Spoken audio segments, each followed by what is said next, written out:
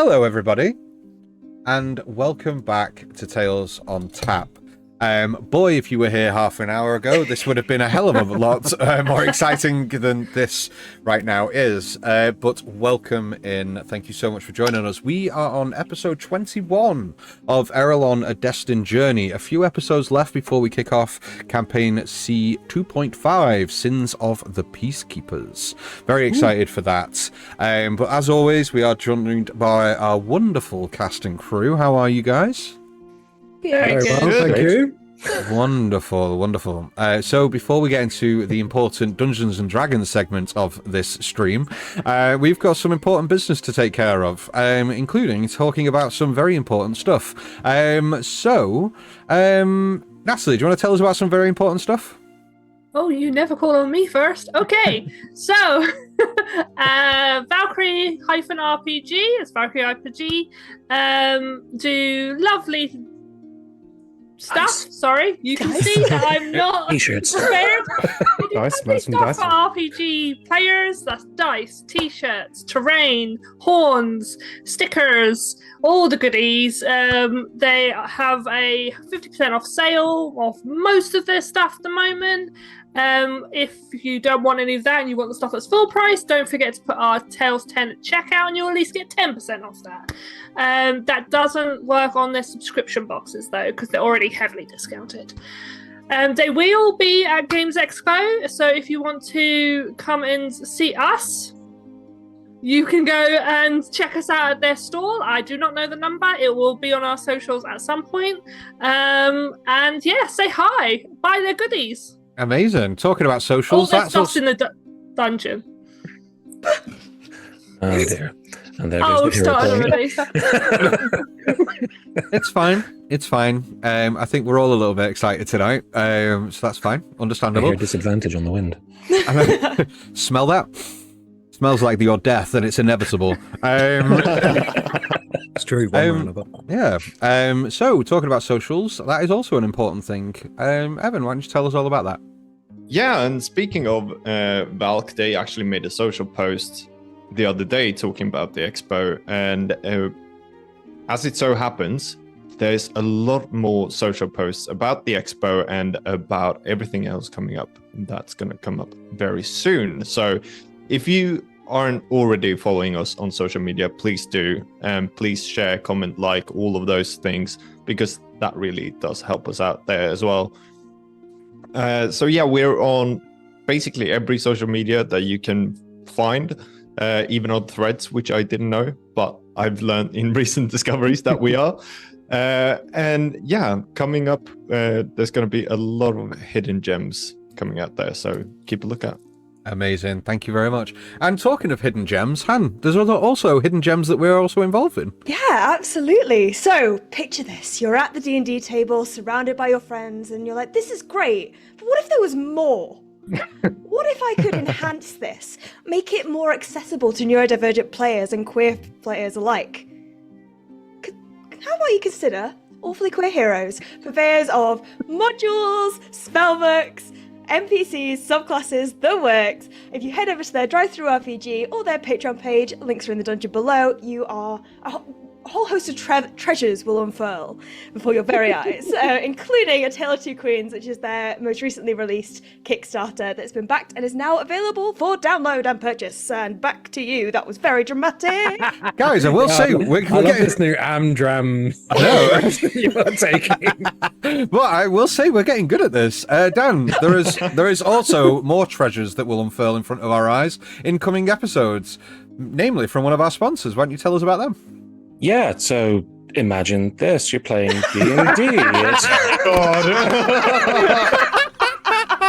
steal my bit! Class.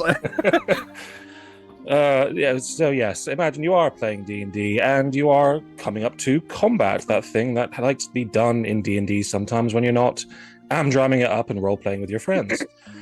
If you want the best maps, the best character tokens, both digital and physical, you can make your way over to Tom Carter's Battlemaps. They have a whole host of different terrains, biomes, because I'm not going to say biome this time, and all the good baddies and things you want placed in front of your players to make them feel like heroes or kill them. Your choice. So go to Tom Carter's Battlemaps. All the links are down in the dungeons below. Go support people within this space. Love that. Thank you very much. So, Chris, there's quite a lot happening on the horizon, isn't there?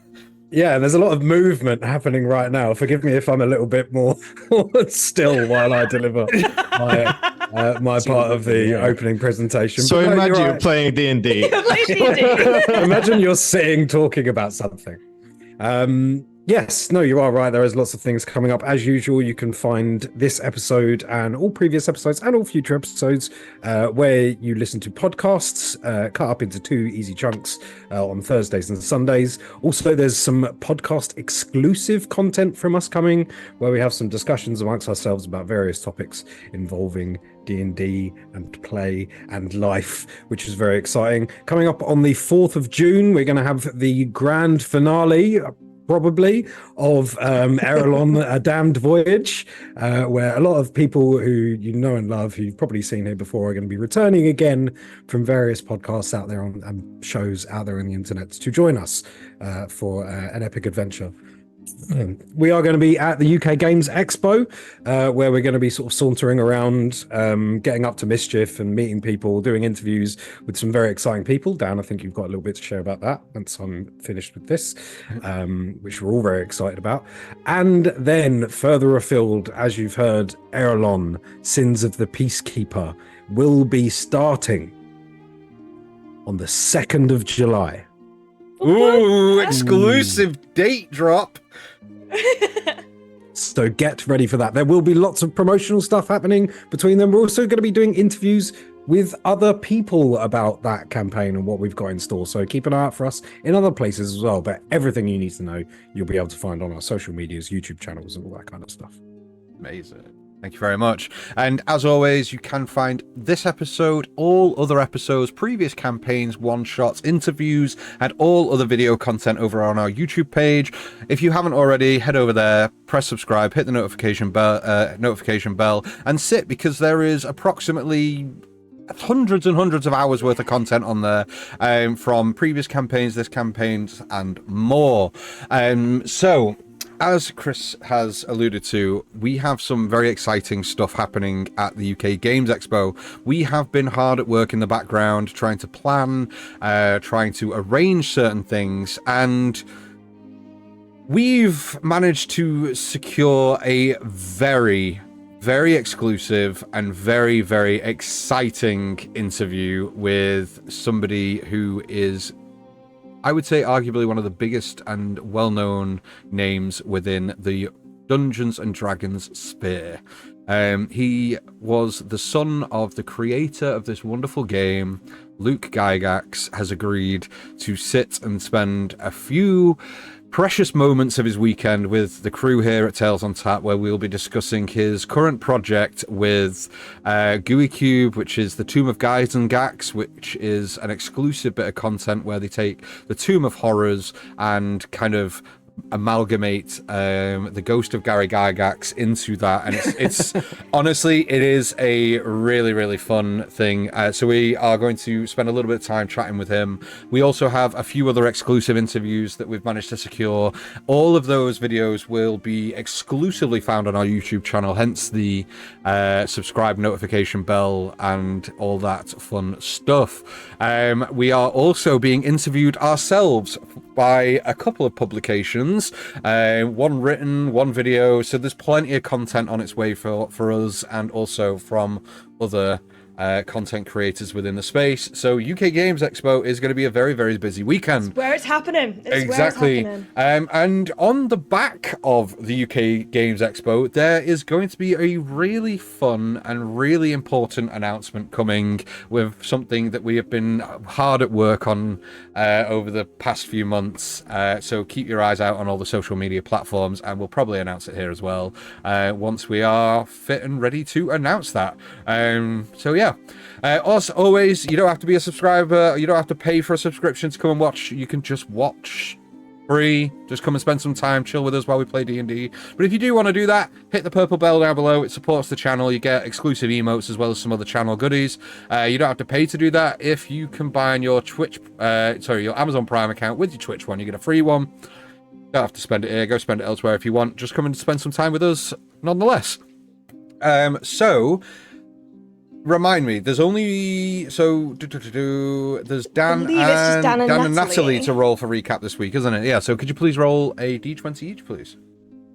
Yes. Pim, you have inspiration gifted to you by Miko, the OKS GM, Thank you, Miko. who you can find at Folk and Myth. If you haven't checked out their channel already, go ahead and search for that in the Twitch thing, and you can find it at folkandmyth.com. And you can find all the decent things over there. And make sure you go and show some love and support. Cool. What did you roll, Natalie? I got a 10. A 10. Dan, what did you roll? It's me. I got a 7. Amazing. Make some notes for me. You will be recapping for us next week. So, that about wraps it up, unless I've forgotten anything. No, cool. I don't think so. Let's do it then. If you haven't already, go get yourselves drinks. Go get yourselves nice and comfortable. Sit back, relax, because we're about to jump into this week's episode of... What's it called again? Talesontap! Yeah, that. Whoa.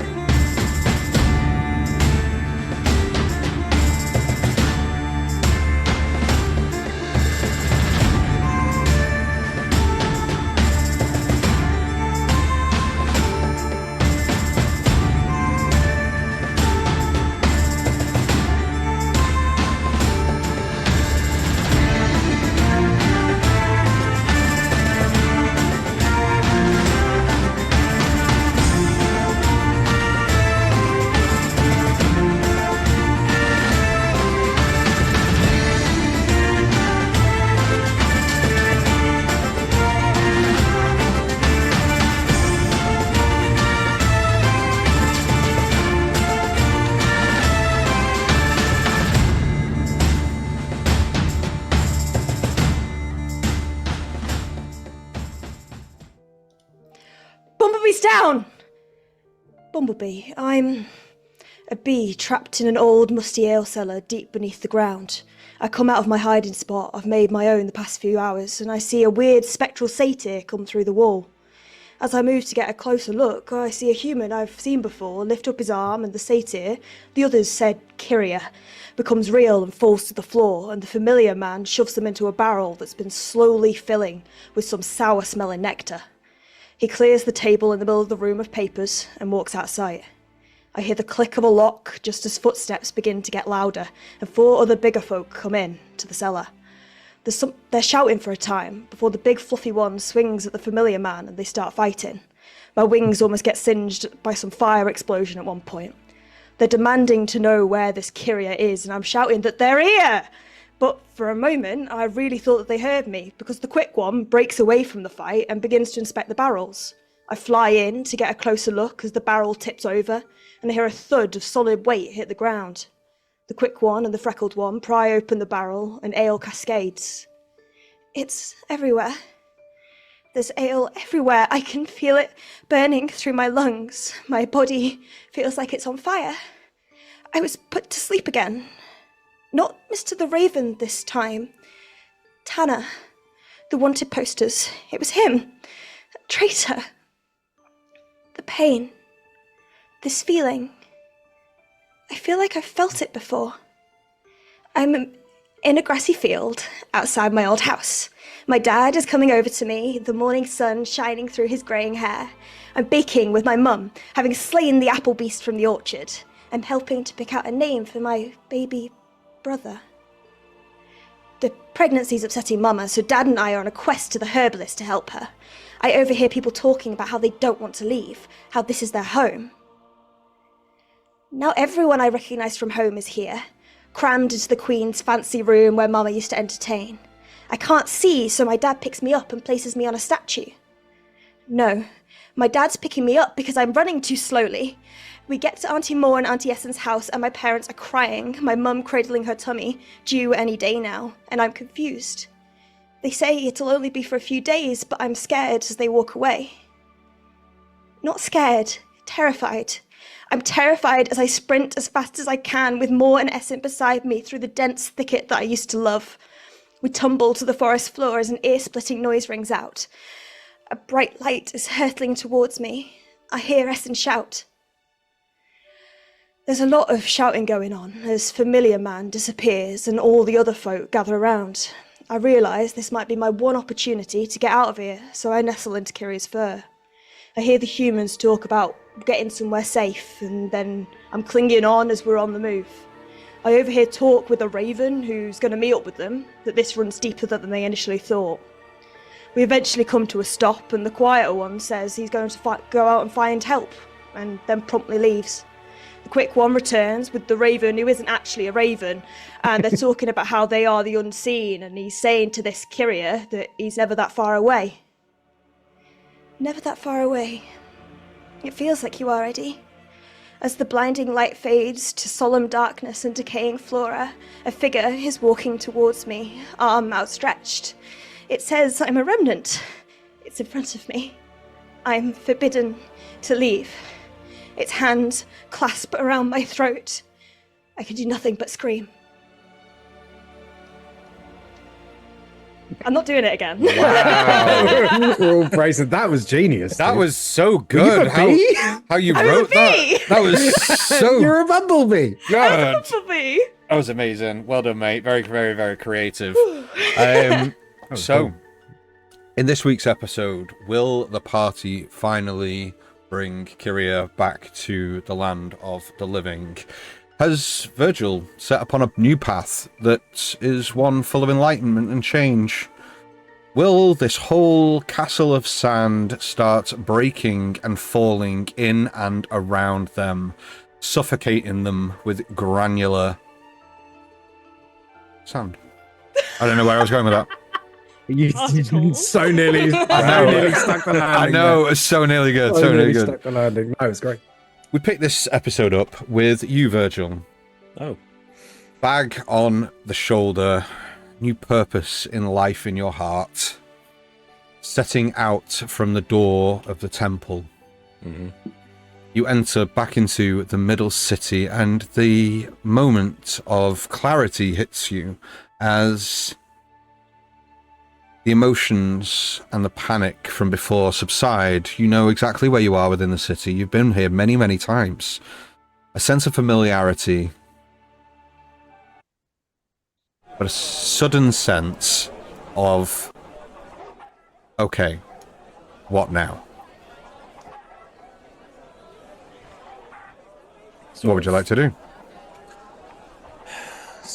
How long was I in there for? Just out of curiosity? It was a couple of hours, wasn't it? Yeah, so you've been in there a grand total of, I would say, about 2 hours. Now, it didn't seem like that at the time, but you have definitely been in there for some time. The day itself is winding to the late afternoon, early evening. The streets are starting to empty as the city starts to quieten around you. The hustle and bustle of the middle city starting to relax. Sort of remembering that his face is plastered across the city in various places, just looking upon the road he's on and just around. Do I see a lot of guard movement, SBC, anything like that? Just Make me a perception check, please.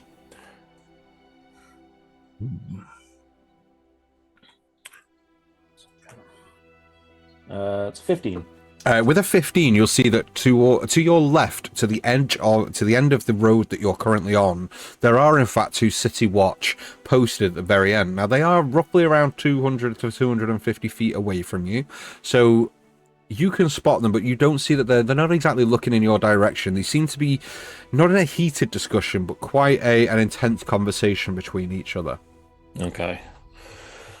From where I am now to where I wanted to go originally, which is the library, like looking around, how much like time or distance would I gauge where I am, sort of given to where I, where I am now? You're probably about a 20-minute walk from the library. Virgil sort of fiddles with his new pendant and kind of wait for a lot longer than I imagined, and I really do need to go back to them all. I'm probably worried.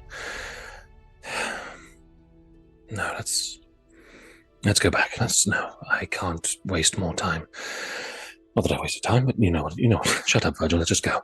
And he kind of puts it down, hoists it over, and is just going to start heading through the side streets, back alleys that way towards the illusionary tunnel back down. Okay. Firstly, I'd like you to make me a survival check to see how well you remember which paths, which alleyways, the less trodden journey would be. Good wisdom score now. Oh, I like that. Natural 18 for a 22 in total. A 22. Thank you very much. Okay, so you managed to stick to a lot of the back streets, a lot of the a lot of the about to do that. I know, and a lot of the side alleys to make your way over towards the entrance to the tunnel systems that you came up earlier that day. You've probably got about a 25-minute journey as you make your way through the city back in that direction. Is there anything that you'd like to do in this time? Yes, as I'm making my way through the sort of side streets and stuff, I want to try and, as I'm going, gauge just how widespread these posters are as I walk through different things, just sort of looking through thoroughfare, see if I can see. Okay. So, like, not intensely, but maybe as I walk through one, I take a direct road up before I go to a different one, just trying to gauge how far spread our faces actually are and how much.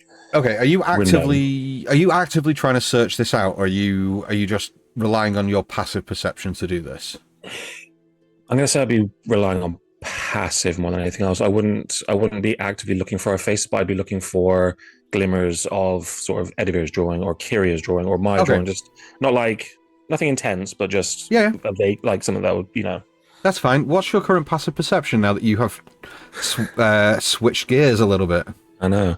All about the wisdom now, baby. It's only a 14, but it's still better than it was. Okay, yeah, 14 is okay.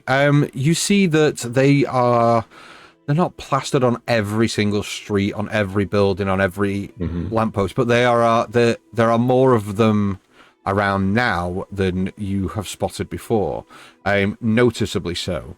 And it's never really that the whole group of you is plastered in one place. There might be the odd one of Kiria knocking about, or the odd one of Pim, or the odd one of Liana or Edivir as such, or of yourself, or the other gentleman who also is currently wanted.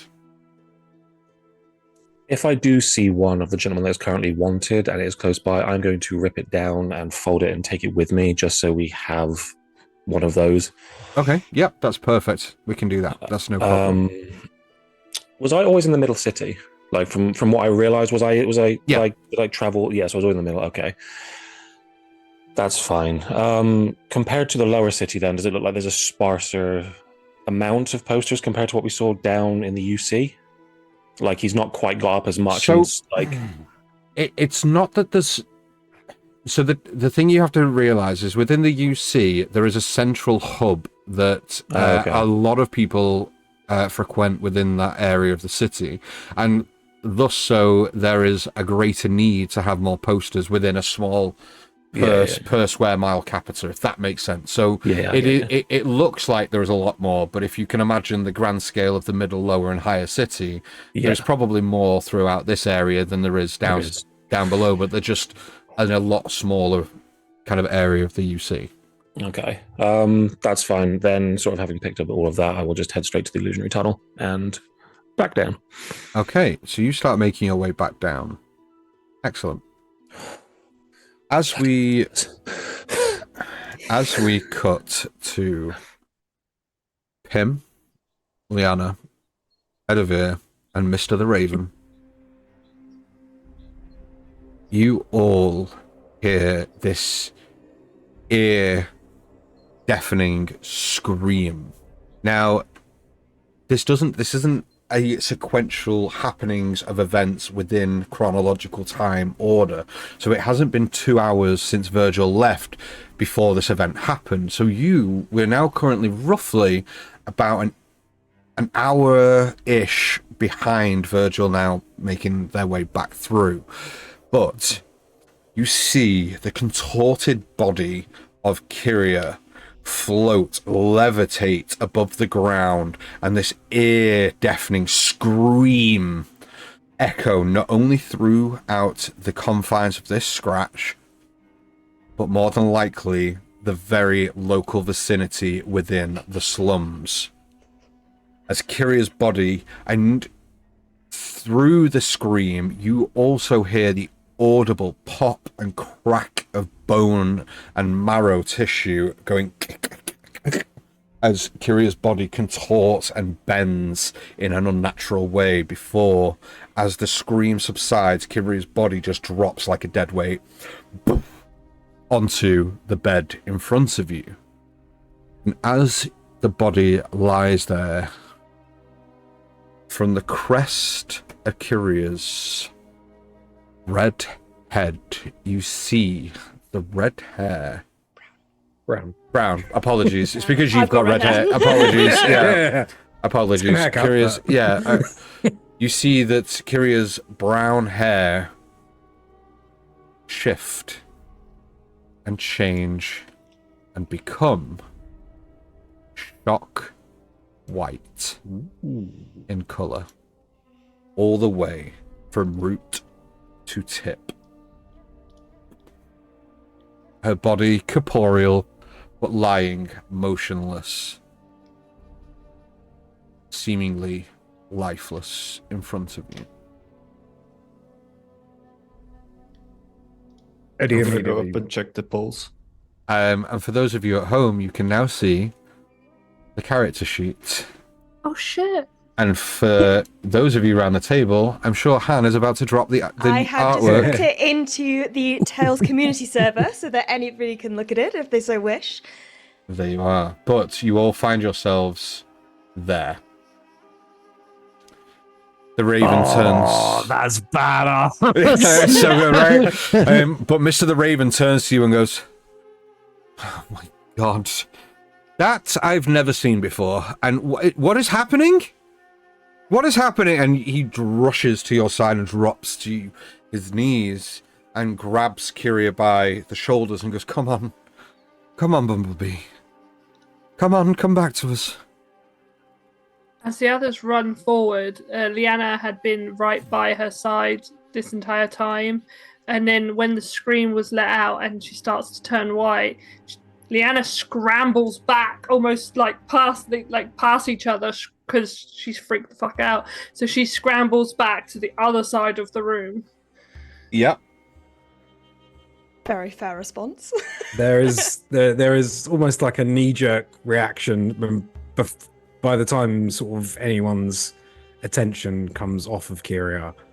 They might catch Edivir just slipping a dagger back into one of his things, because just the shock of that brought out some kind of instinct in him, and but then he immediately rushes and sort of cradles their neck and just does the sort of slappies again. Okay. Come on. And as the Raven joins and sort of begins to look over Kiria and sort of saying, Bumblebee's just going to turn to the Raven and say, "You look after him. I'm going to check if that stirred anything up topside." Okay, Pim, what are you doing? I think Pim is just slightly panicked right now, or slightly. He was slightly panicked before. He's very panicky right now, but it's sort of very internalized panic. Okay. Looking around, and if there's an opportunity, he would try to get close to Kiria and just check pulse, check vital signs. Okay. Anything of the sort. Excellent. So while you're doing that, make me a medicine check. And as you kind of turn to the Raven and say that, Edivir, Finian, Mr. the Raven, turns to you and goes, "Okay, we can't stay here. That was likely heard by many in and around here." What was your medicine check, please, Pim? 13 plus 4, so 17. Okay, I will come back to you in a second. Finian turns to you, Edivir, and goes, "We can't stay here. We need to get ready to move now." Pim, Pim, and he, like, as you're checking pulse, he kind of, like, grabs your wrist and pulls it away and goes, you know where to go. You tell them I sent you. You tell them that the favor is being called in. They'll know what that means. Go, and go now. Disguise yourself if possible, but make your way there. We'll join you. I have ways of getting into the high city. Do you remember the path that we took last time? Yeah. Through the tunnel, but instead of taking the second right, take the left and go 100 yards down that tunnel, and you'll see that there is a staircase on your left, a ladder, not a staircase, apologies, I'm a bit frazzled. There's a ladder on your left. Take that ladder up and it will lead you to an overflow pipe that leads to the botanical gardens on the northern side, Pim. Take that path, you know where to go next. You've got this. Remember, you're capable, you're strong. Do not let anyone stop you. Go now. And he kind of like picks you, like puts his hands under you to take you to your feet and kind of like turns you on the spot, and not forcefully, but just with enough, just kind of like puts his hand on your back and kind of pushes you with Edivir towards the door, looks at you one last time, Edivir, nods and goes, get ready. And Kiria going with you or with us? We'll be out in minutes. All right. Is he meaning that I'm going by myself? He's insinuating to go now and go quickly, and you're going ahead of everyone else to go to the place. Okay. So in that case, I'm just gonna take my staff, get up, look towards Liana, just to check if she's okay, because she's cowering in the corner.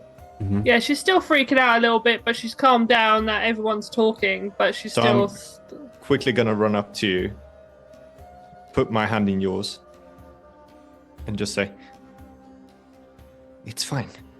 Whatever's happening, we'll figure it out, okay? Okay. Okay? You're Pim, brave. let's go. Pim, now, there's not much time. I'm going. And I'm turning around, rushing up the steps. Okay. As I open up the door, what do I see when I look out? Well, with your eagle eyes, Legolas, you see from 100 miles around. What do your halfling eyes see? So as you step out, you see there is a elderly gentleman across the way from you, kind of in the doorway, looking directly at you, and begins to take a couple of steps out, and he goes, everything all right? Yeah, sorry, I just tripped. That didn't sound like a trip screen. Do we? I'll send for the authorities. There's obviously something going on here. No, it's fine. It's fine. He begins to turn and walk down. How elderly does he look? Oh, we're talking 70s, close to 80s, dude. Like 70s, close to 80s. He's frail as fuck, and he's Hero thin. point, sleep. Ooh, Oh, nice. You see, roll the hit points for me. It's 100 HP, old man. Yeah. It's a former adventure, level 20. Yeah. Sorry, I'm panicking. Where's sleep? How many is it? It is 5d8. 5d8. Thank you. 5d8. I know that because I've used it recently. Used it twice on me this entire campaign. Now, there's time for everyone else. They'll get their turn. Ah, we're good, dude. Cool. 16 plus 8. Nope. 24. Nope. 24. And then another 8. Okay, 32. You see the older man just go, it's okay, I'll fetch the...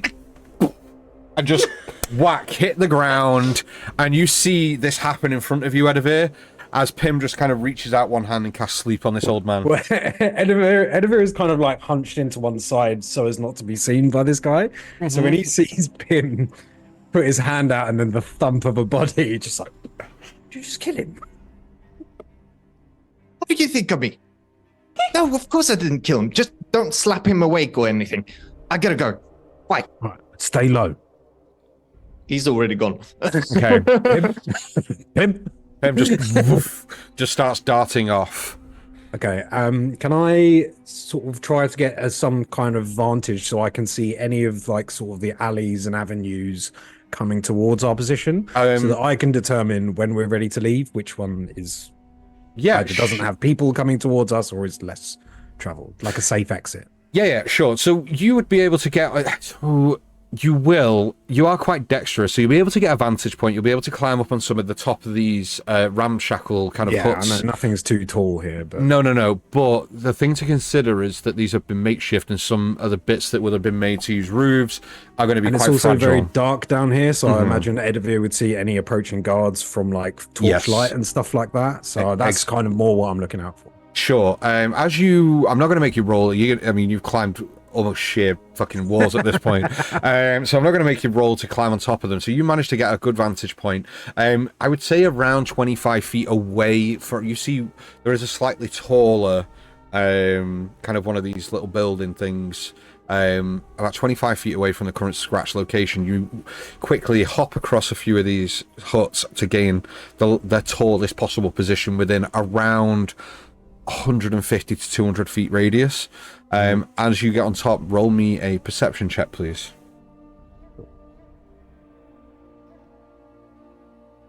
Perched on top of it like Spider-Man.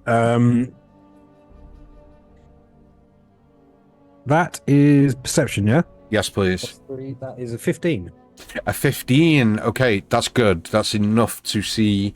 You see that there are torchlight coming towards this direction from two separate places. I would say you've probably got about 5 minutes before they get to your location. Okay. If you were to judge distance, judge distance and how long it would take them to get through the winding alleys of this place, you've probably got 5 minutes remaining. Okay, I'll sort of rush down to the hatch and I'll just sort of do the dump, and I'll open it up and I'll say 3 minutes and we have to leave. Okay. You see, while you've been out, Liana, you see the Raven kind of put his hand on Kiria's head, just kind of turns to you. Are you still towards the opposite end of this scratch with your back against the wall? He kind of turns to you and goes, Now's not the time, Liana. Remember, we have a purpose, we have a mission. Time for worry and indecisiveness is later. Now, pick her up, and we're moving. Okay, and you do see she kind of shakes herself. Okay, and she goes forward and she gently lifts them, like one arm under the knees, one arm under the head, cradle carry, and Princess gently carry. puts. Cradle carry. I mean, either That's fine. Yeah, tomorrow.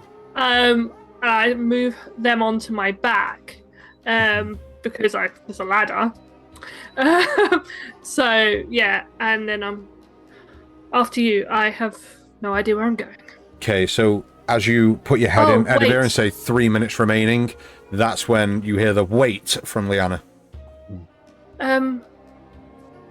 What about Virgil? We'll send word. Once we get where we're going, I will come back and we will find him and I will bring him.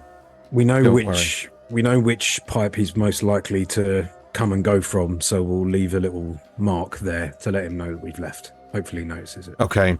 Are we ready? You have everything we need. Yes. Right. Always do. And I do give a quick scan, like just around, just to make sure that no one's like put down their bag or their weapon or anything. Especially making sure Kiria stuff is, is Give me the all loot. picked up. Yeah. So you do see as you pick Kiria up and go to move towards the door and look back, the loot is actually propped up against one of the walls, and you go and move back and pick that up and kind of sling that over your shoulder. I'll sling the loot over my shoulder, so I'll put it on my back. Yeah, sure. And then I'm right behind both of them. Okay. Yeah, there is a moment when Finian says we got everything we need. Edivir just looks at Kiria. Yeah, ready to go. Okay, let's move, and quickly. Edivir, do you want to take the front or the back? You're leading the way. I'll lead, you cover our rear. Virgil was heading towards the library when he left, so we should leave by whatever pipe is closest to that. I know where to go. Let's go, follow me. And woof, he just immediately starts taking off through the alleyways towards the tunnel system. I'm trying to keep up with them as much as I can. I know they're very fast and very dexterous, but Okay. I'm trying to keep up as much. I'm also trying to keep out. I'm not trying to bump into people. I don't want to cause like a scene or anything. So I'm trying to go in and out of people as much as possible because I don't want authorities. No, that's so yeah. Okay. Kiria. No. Don't make me scream again.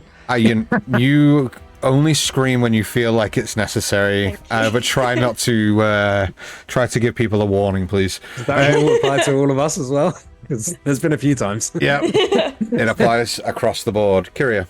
Yeah. You find yourself flat on your back, surrounded by degraded forest.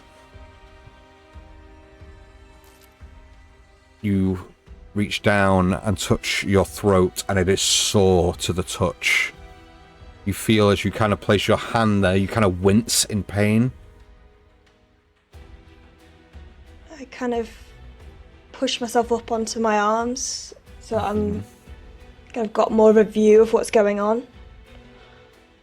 Okay, make me a perception check, please. Okay. That caught. Excellent. 9. The immediate surroundings, you see there are brown grass, if not dead. Every single tree that you look at is dead. All leaves are on the ground, every branch bare. Does it look like it's natural kind of decay over time, or does it look like a blast radius as damage? Is there like scorch marks anywhere that are that's obvious, or does it just look like things are just dead more naturally rather than a mass impact? Just if there's anything obvious, I know I got a 9. It doesn't look okay. It doesn't look like there's been an impact as such. Okay. I know you only rolled a 9, but it seems as far as you can see through the forest. Okay. Right. I think that they kind of hesitantly get up and brush themselves off, and they are trying to find somewhere where there is some light shining through the dense thicket, or if there's anywhere that looks like a clearly trodden path or any sign of that creature. They're wanting to find a way out desperately. Okay. You look around and you see that there is no familiarity to the place other than what you felt before. You know where you are, but to pick a direction of travel, the only recognizable and familiar place to travel would be where you're from. Piotr Marania. Yeah. I think Kiria is kind of like, okay, right. They've gone. It's gone. I don't know what that was. This isn't real. This can't be real. How did I get here?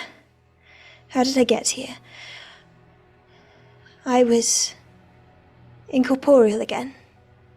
Maybe that's the key? Maybe home is the key. There's the door. You jostle with this. You hear, the remnant. How quaint it is to finally meet you in this desolate place, where the echoes of past whisper the truths of your waking mind that you refuse to hear. Do you feel it? The weight of the ages pressing down on your soul like the oppressive silence of this forsaken forest. Look around you. This is your true home. A land that time seems to have forgotten, just as it has forgotten you. The dead trees, this cursed ground, they are the remnants of a bygone era, much like you. You do not belong in the world of the living, with their fleeting hopes and joys. No, your place is here.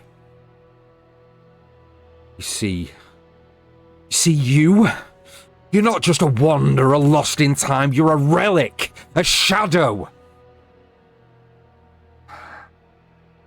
You're a past that refuses to let go.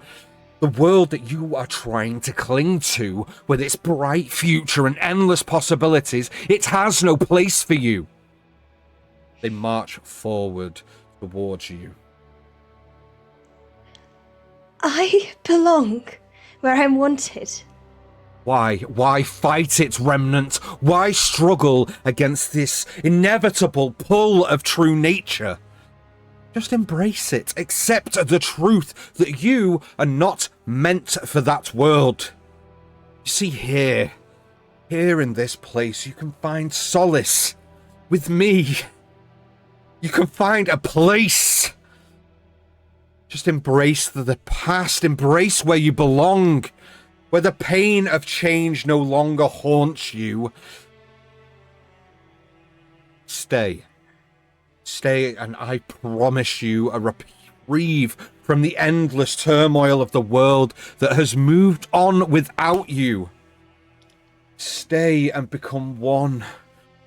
One with the eternal silence of the forest, where you will be revered, not as an outcast, not as a memory, but as a guardian of the forgotten. Listen to the wind through these dead branches. Do you hear it? Who are you?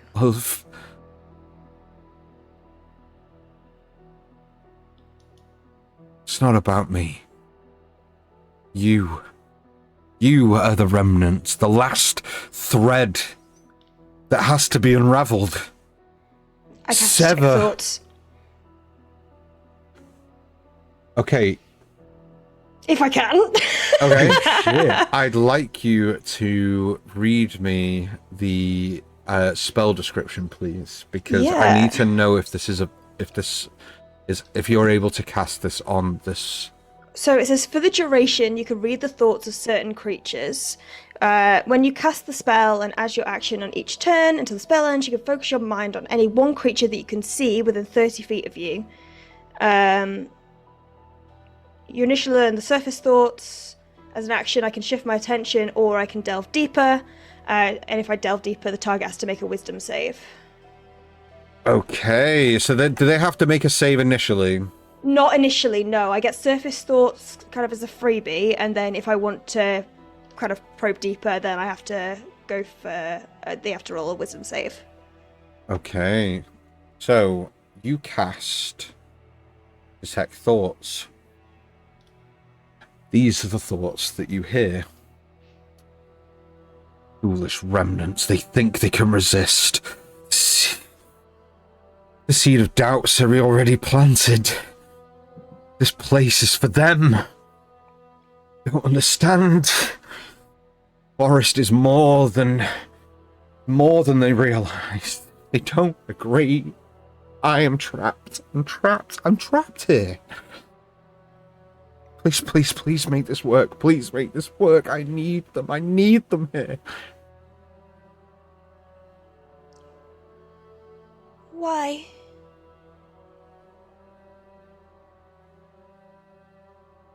Don't Why you do you see? need me? Why are you trapped? And you see, there is no person. You don't see their face. It is shrouded in a shadow from the hood that is overhanging their face. But you hear them pause.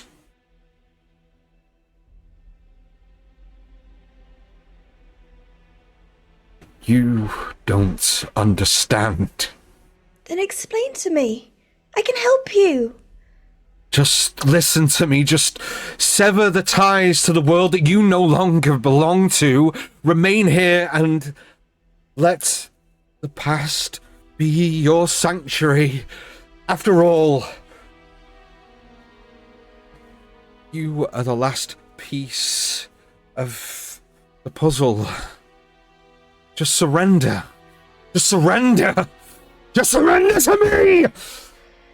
Your mind blank. Excellent. And we cut back to... Is it getting tense yet, guys? Do you like this bit yet? This is cool, right? Timothy. Yep. You start racing through the middle city. I'd like you to make me a succession of athletics check to see acrobatics check. Just yodering through the city. That would be Pim, yeah. Yep. Make me a series. I want 3 consecutive athletics check, please, just to see how quickly you can keep how quickly you can move, and not only that, how easily you can keep pace through not only the underbelly of the city, but through the tunnels, through into the middle city, thus into the other tunnel system and beyond. So first one was a 9. Okay. Second was an 8. Okay. Third one was a nat 20. Excellent. Or Now, 19. fantastic. Now make me a survival check to see if you can, given everything that is on your mind right now, how easily you can remember the path in which you need to travel, please. 15. 15. Okay. At first, you're not moving quickly, you're moving methodically. You are not sprinting through anywhere. You are keeping a high-paced jog, keeping a fairly okay pace, but keeping your mind very much on your surroundings. For any guards, we're not going to make you roll perception. You have an incredible passive perception, so you are going to be acutely aware of your surroundings at all times through this journey. You start racing through the tunnel system, and as you woof to the top of the tunnel system to the middle city and start racing your way through the middle city, keeping to the back alleys, you turn a corner and suddenly, poof, you collide into somebody and hit the ground.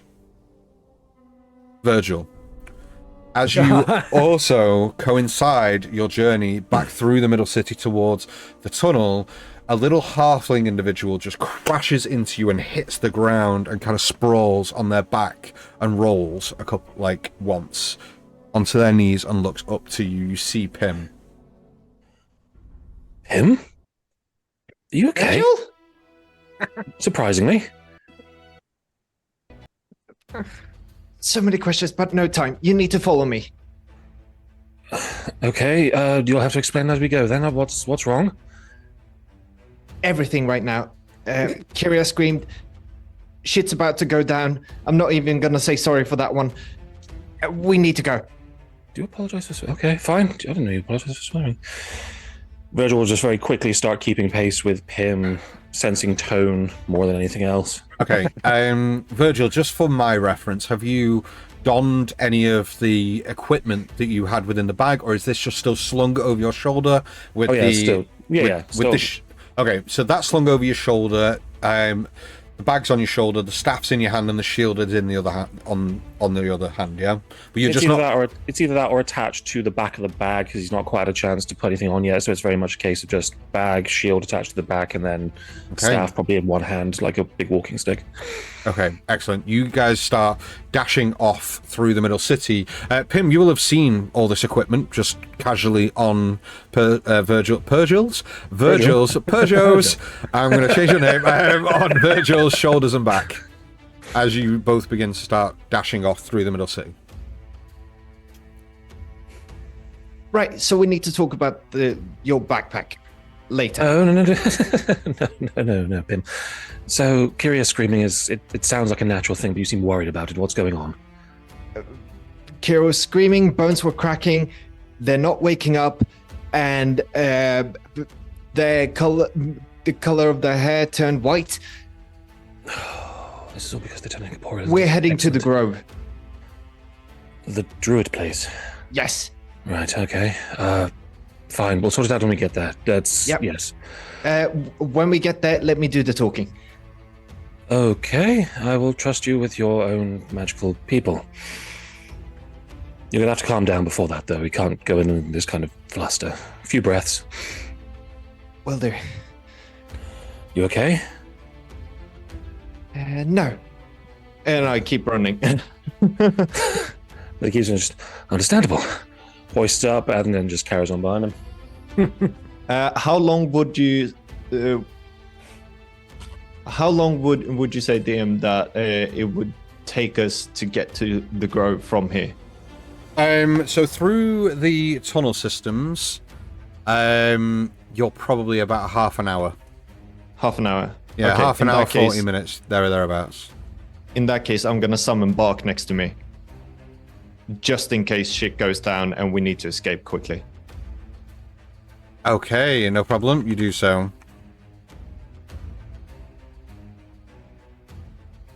And Okay. just keep Anything lugging else? it. As we're running and sort of Virgil's keeping pace, sort of not realizing quite how quick Pim was, and every so often he'll like rerun into like a small jog to sort of keep up behind. Everyone else is following, I assume, right? Yeah, they're finding their own way. Raven's with them, so he's guiding them. Oh, good. he's But back. we need to get there first because I need to deliver a message. Right, that's You're not fine. really allowed in there, but fortunately, both me and Raven know these people somewhat. He knows them more than I do, and he also has a chit that he can call in with them. He is useful. Okay, fine. I believe you. That's fine. We can discuss when we get there. As long as we're fine. Okay. You guys start racing off. I'm going to quickly just cut to Edivir and Liana. You guys start racing through the tunnel systems back towards the middle city. You can kind of assume that you are roughly about 10 minutes or so behind Pim. Is there anything you would like to do along this journey? Kiria is showing no sign of waking up at this stage. It's just seemingly lifeless on Liana's back. Depending on our route, I would see if along the way through the UC if I can get another vantage point to see if I can get like a distant bead on the Tanner's Mark. Okay, excellent. Just to get an idea of what's going on there right now. Okay. So you will scale one of the buildings and look back into the middle of the UC to try and pick that out. I'm going to need a perception check, but this is going to be a little bit of a higher DC because you're looking at something specific. Cool. I expect so. Just straight though, yeah, no disadvantage or anything. No, that's fine. The higher AC. It's terrible. It's 6. You can't pick anything out. There doesn't seem to be anything of note that you can see from this distance. Okay. And then the only other only other thing is obviously unbeknownst to me that they've linked up. I'm still going to put on the pipe that we go through with the piece of chalk that I have. Yep. I'm just going to put a US and then put a cross through it and then put an arrow below it leading back up the pipe the way we're going. Okay, excellent. No problem, you do so. Liana, is there anything you would like to be doing during this time? Not really, because she is trying singly focused on keeping up with the Raven. She is trying to make sure that there's not much movement with Kiria on her back. And she's also she's trying to keep aware if they jolt awake or if for movement from them rather than from being moved. Yep. Other than that, she's single focused at the moment about keeping up. Liana, you are single focused, but a repetitive sentence races through your mind. You've lost another one. You've lost another one. You could do nothing about it, and once again, you're at fault. You lost another one. You could do more. You could have done more. You didn't do more. Why are you like this? And it is your own voice in your own head, and you are effectively in your mind's eye in a gladiatorial ring facing yourself, and you are beating the shit out of each other in your mind's eye, and just these voices in your head. You've done it again. You've failed again. Yeah.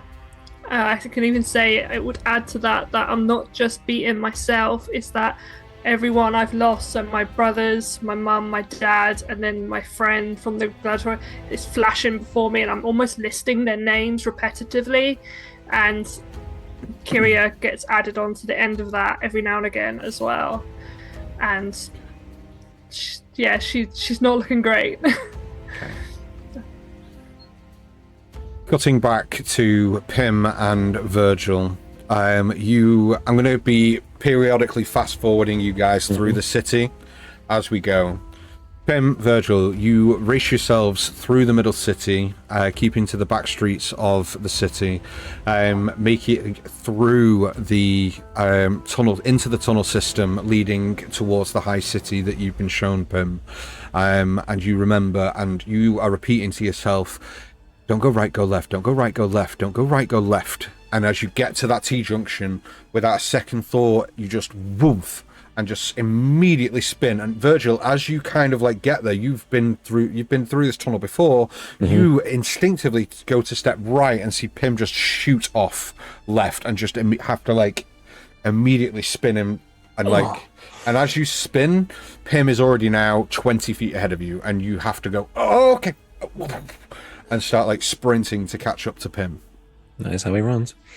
You both make it through the tunnel system, up the ladder, and to the botanical gardens. We're in the right place, Pim. So many ladders. Yeah, giant tree. That's where we're gonna go. Lead on. I hate this. Jesus Christ, you're right now. Do you need a moment? I've run very short distances before, and this is how it sounds. It's experience. Amazing. So,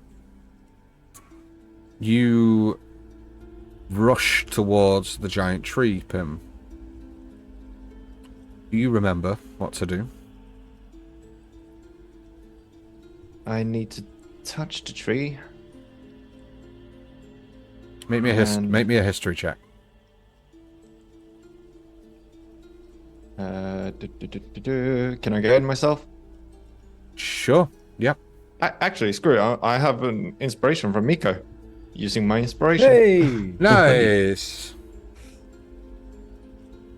That is much better though. So I'm still gonna guide myself if I'm allowed to, just because I don't want to fuck this up. Nice. Ooh, nice. That is an 18. Do I have anything in history? +1, 19. 19. Very good. So you throw yourself into your mind palace and remember the words that you heard the raven say when touching the tree. You repeat those words, and suddenly your hand shifts through the tree, giving you access to it.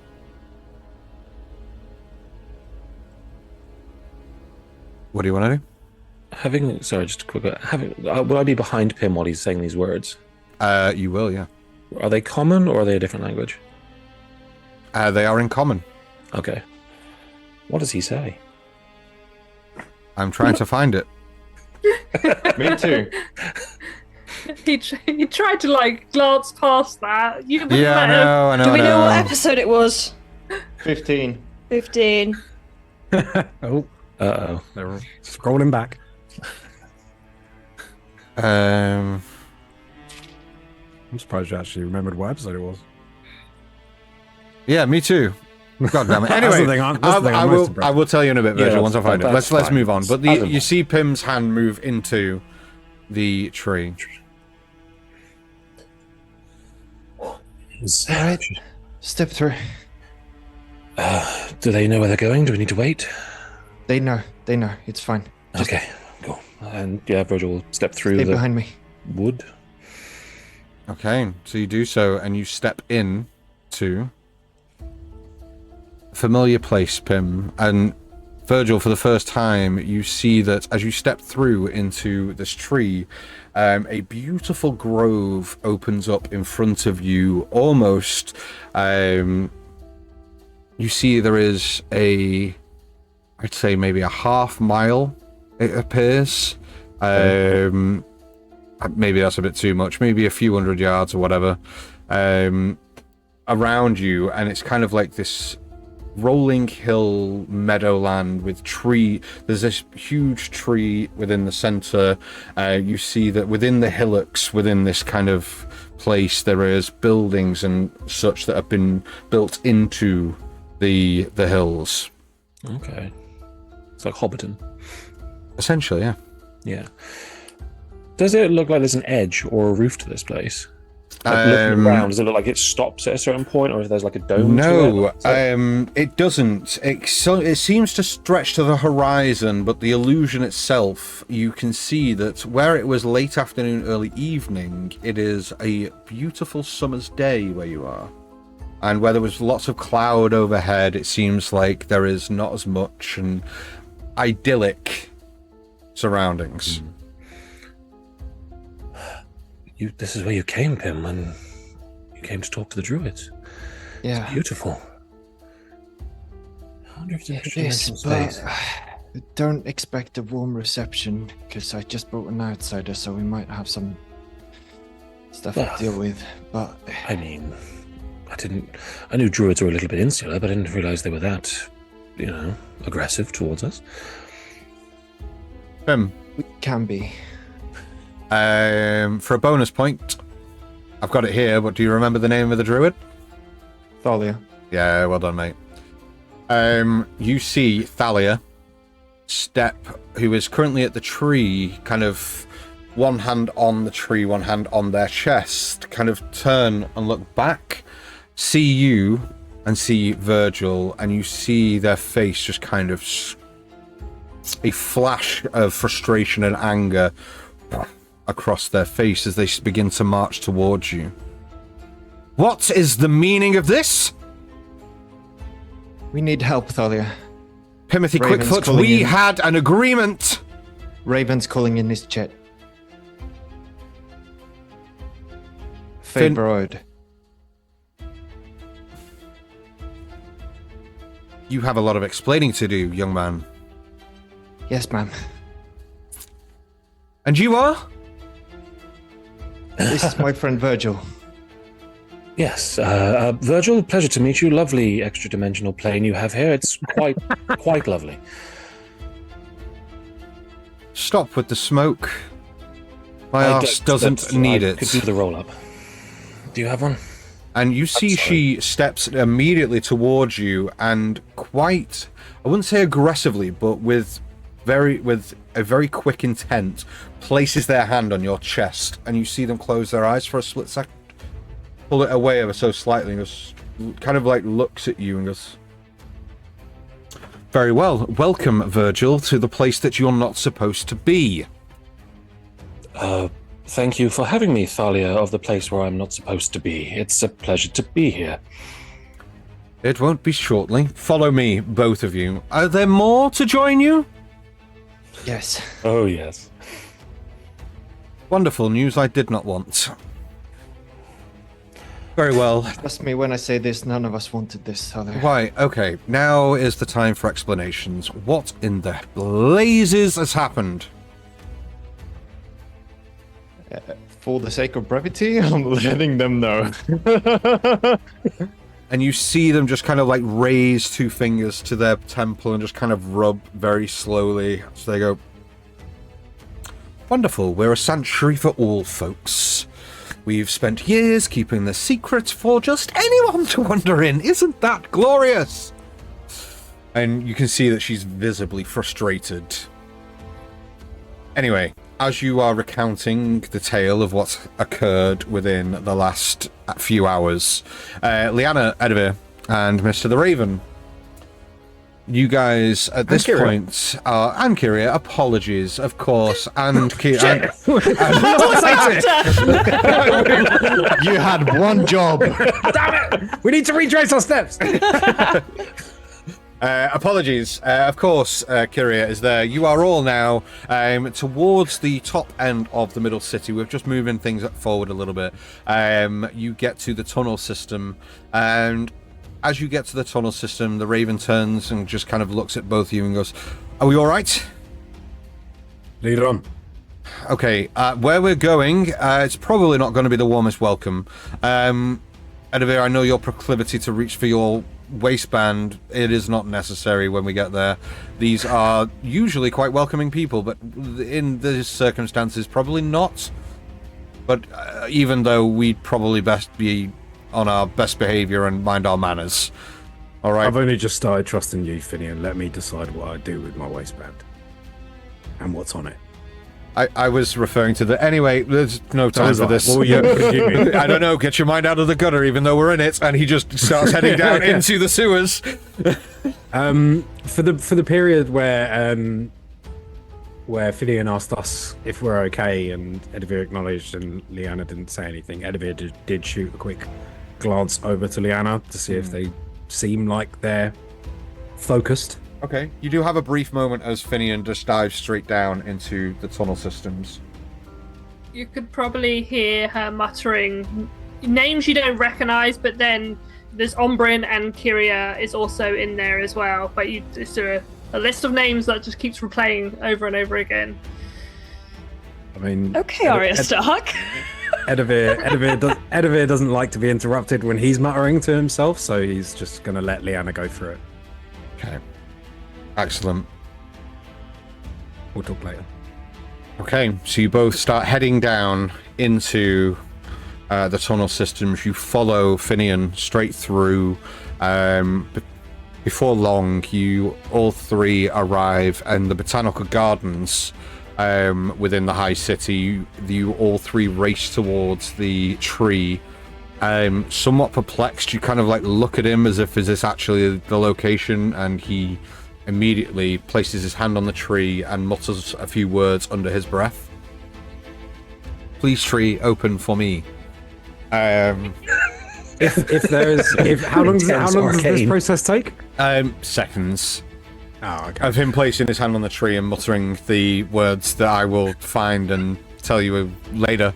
We're in the upper city. Open for me. We're in the upper city. I wanted to piss on someone's prize rose bushes or something like that. You could do that if you want. How quickly do you There's no piss? time. There's no time. Cool. Just a drive-by. Takes a while, man. Later. Before a second or two later, he steps through the tree, and you both follow and see two very familiar figures about 50 feet ahead of you, talking to an unfamiliar figure, Thalia, as described before. A satyr individual who is currently stood, quite a scowl on their face, rubbing their temple as they catch sight of Finian, who at this point removes the hood, revealing their face, and he just immediately puts his hand up and just goes, I know what you're about to say. I had no other choice. And Thalia turns and goes, oh, no choice at all. Just like the last 3 times you were here. I'm starting to wonder if you have nowhere else to go, Finian. And he just goes, look, whoa. Listen, you owe me. And I'm calling it in, Thalia.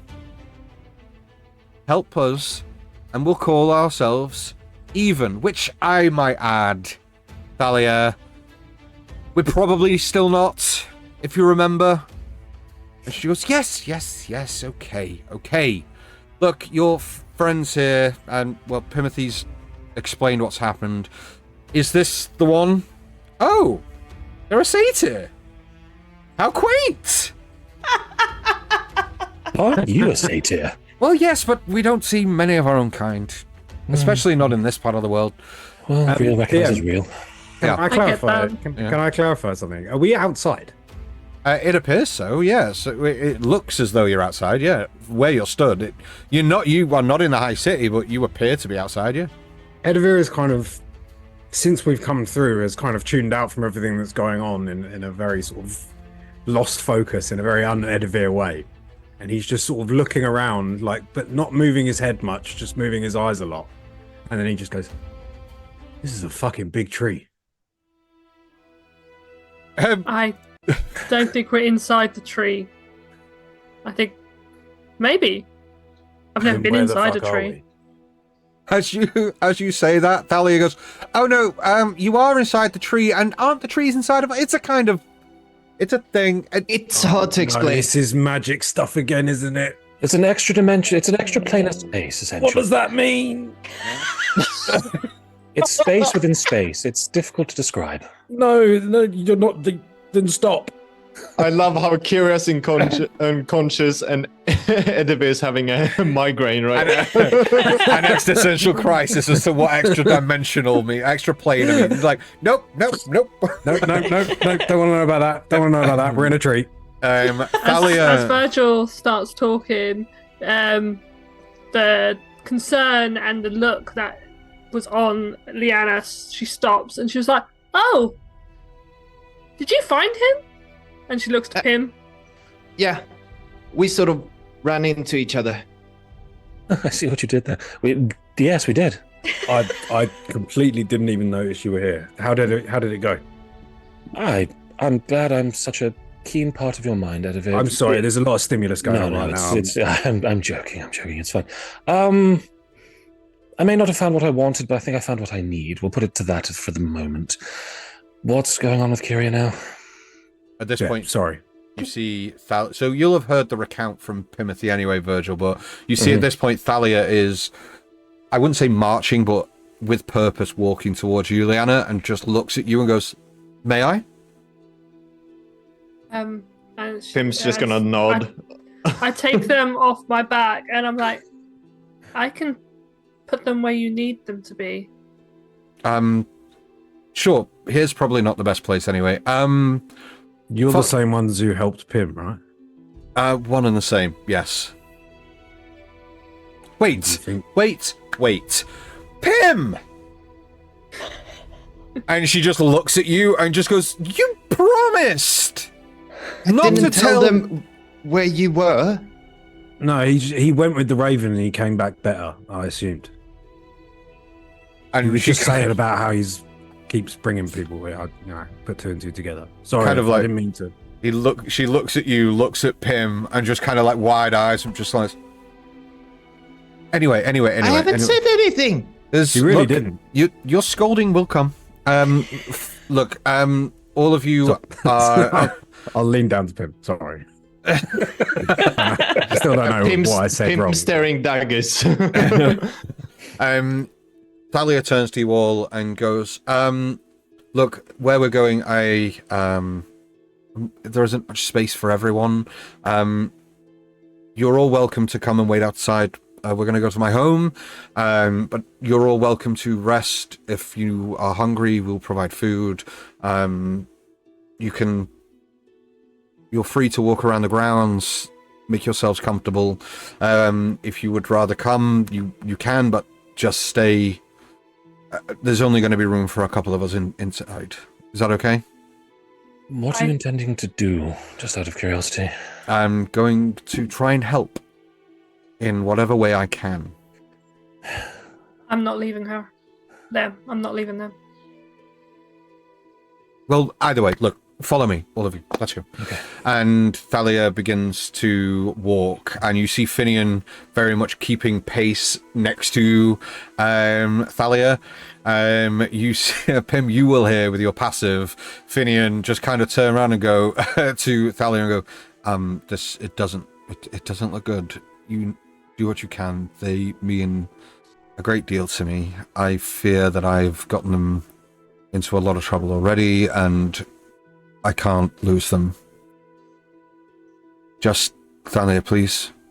Thalia just turns around and looks to Finian. Penrith, you will hear and go, are you getting sentimental in your old age and attached to people? Oh, isn't that a nice change of pace?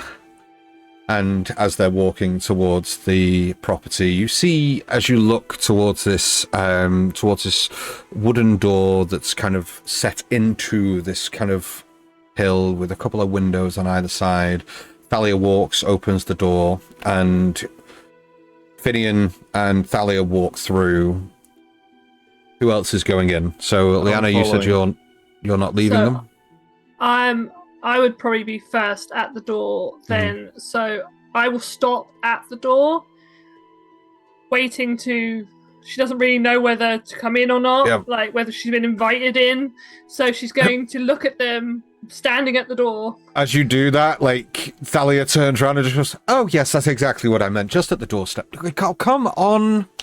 It's fine. I appreciate your manners, dear, but there's no need for such. We're on a bit of a we're a bit of a time crunch here.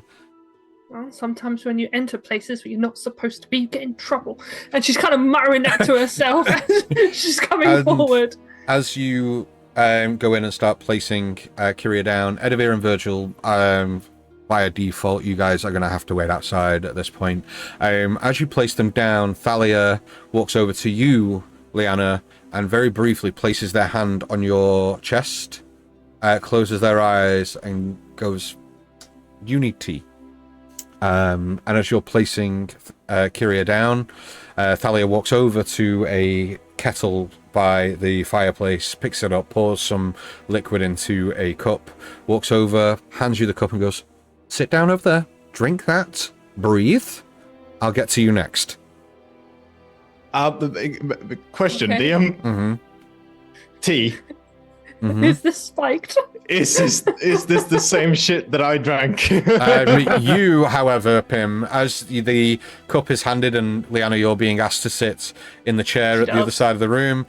Pim, as you kind of go and walk towards Kiria, Thalia goes, up, up, up, up, up, up, up. No, you can wait there. And points to the opposite end of the room at on a little stool next to the fire. But I want to help. You will, in time, but now is not that time. Plus, you're in trouble, so on the naughty step. And she kind of like ruffles your hair and cracks a smile and just like leans down into your ear and goes, someday, Pim. One day. But until that day, watch and learn. Take note. Study. You might find this useful. Okay? I've got this. Okay. They're in good hands. And she kind of like gives you a reassuring like squeeze. That's very quiet. No one else in the room will have picked that up, as she kind of like is trying to keep up appearances and just kind of like reassuring kind of squeeze on your shoulder as they're kind of like forcefully pushing you over towards the thing. As you go across, you see Thalia pull out a small kind of leather-bound case and from next to the bed and opens it, and you see there are like glass. So Liana, Pim, you'll see that there are glass vials and such within here, and she starts pulling out certain tinctures and things like that, and begins to start applying them and pouring them into Kiria's mouth. And you see her go and get from another box, and it's sort of like a grow box. You see them kind of like pull some kind of purplish moss out and pull a bit out of it and kind of like dust the mud off, walk over, turn it upside down so the moss is facing down, and place it across Kiria's head. We will get to the boys outside in a few moments. Kiria. Unmute. There we go. Hello. It wouldn't let me unmute. It was like, be silenced. As this scream comes towards you, you kind of like take a couple of steps back in shock. Kiria. How long has it been? So many years lost to the relentless march of time, and yet here we are, finally reunited in this place of forgotten memories and lingering shadows. Don't you recognize me? No, how could you? Look closely. Look at me. And they begin to pull the hood off as you see, as they reveal their face, jaunt and sunken. You see white curled locks kind of twirling down their face, and two horns protruding from their head and turning back on themselves. Well, don't tell me that your memory is that bad.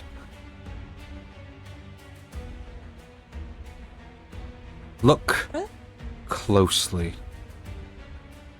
What did you say, sorry? I was going to say brother?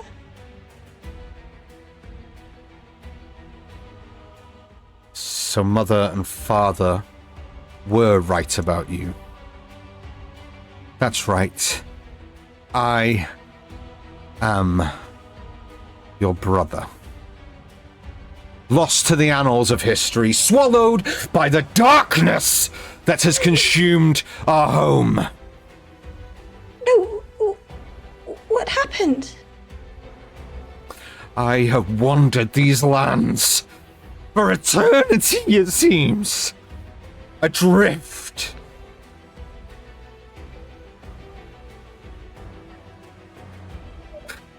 What? I have been chained to this place. But don't you fear, dear sister, for I have discovered the truth of our past, the secrets buried beneath the decay that has eaten the very soul of me. Hey,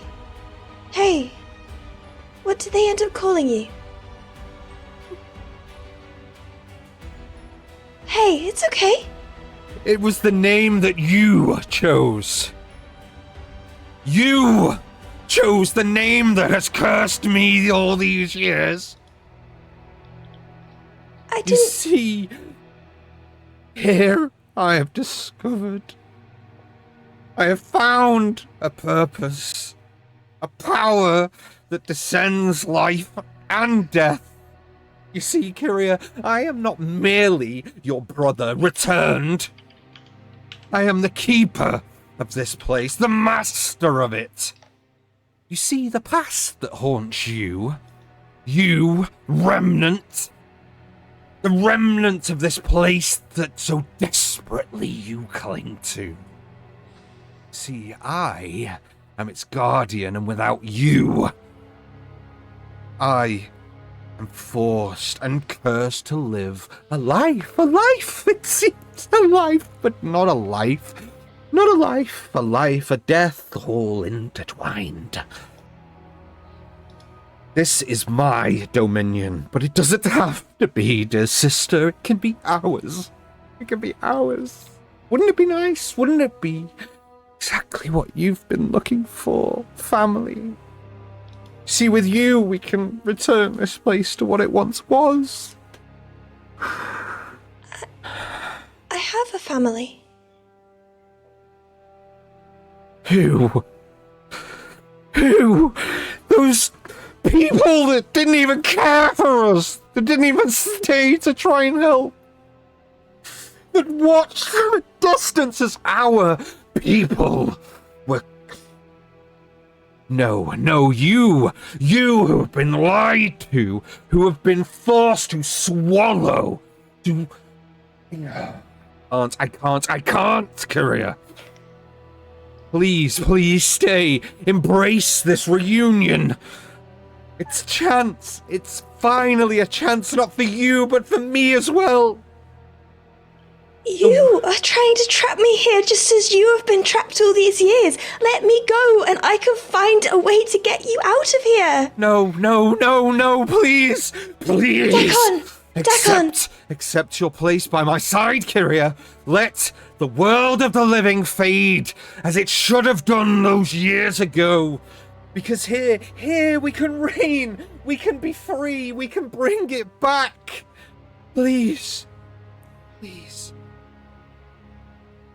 And as the voice fades, you hear another one. Kiria, come on. Come back to us now. And you hear Dakon go, No, don't listen. Don't listen to them, sister. They're not for you. They don't care about you. They don't want you. They don't love you. I do. I love you. Stay with me now. And you feel your body go. And as that sentiment of "you don't know me" whispers on the air, it swirls around you as you feel yourself get pulled from this moment. And it's somewhat sad, but also a relief. But this is not your place right now, Kiria, it seems. But you have a choice. As you feel yourself get pulled from this place, you, Kiria, can choose. Stay or not. And before you make that choice, we're going to go for a quick break. You son of a bitch! So I'll give her a couple of moments to think. Don't go anywhere. We're going to be back in 10-15 minutes. With that crazy man, Dan. That was incredible. Thank you. Genuinely I terrifying. was absolutely gripped by that. Jesus. Thank you. We will be back in 10-15 minutes. Don't go anywhere because, as I said last week, fun things happen between the break. So, yeah, go watch some stuff. We'll be back soon. Bye. Bye!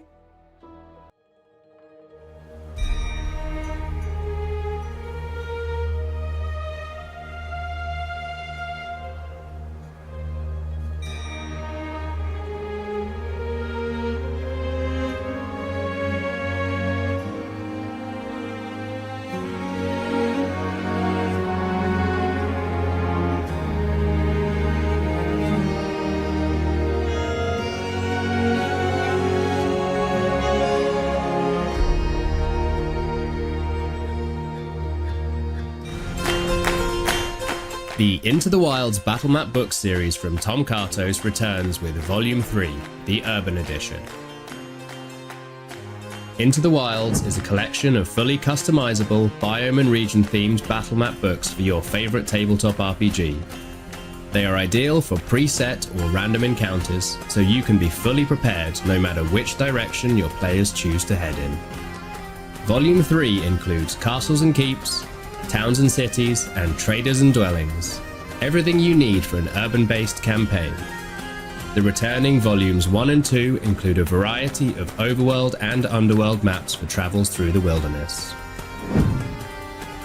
The battle maps come in 2 variations, a fully furnished, highly detailed version with props and assets already placed, and a second unfurnished version for you to customize however you need with the included reusable asset stickers or that trusty dry erase marker.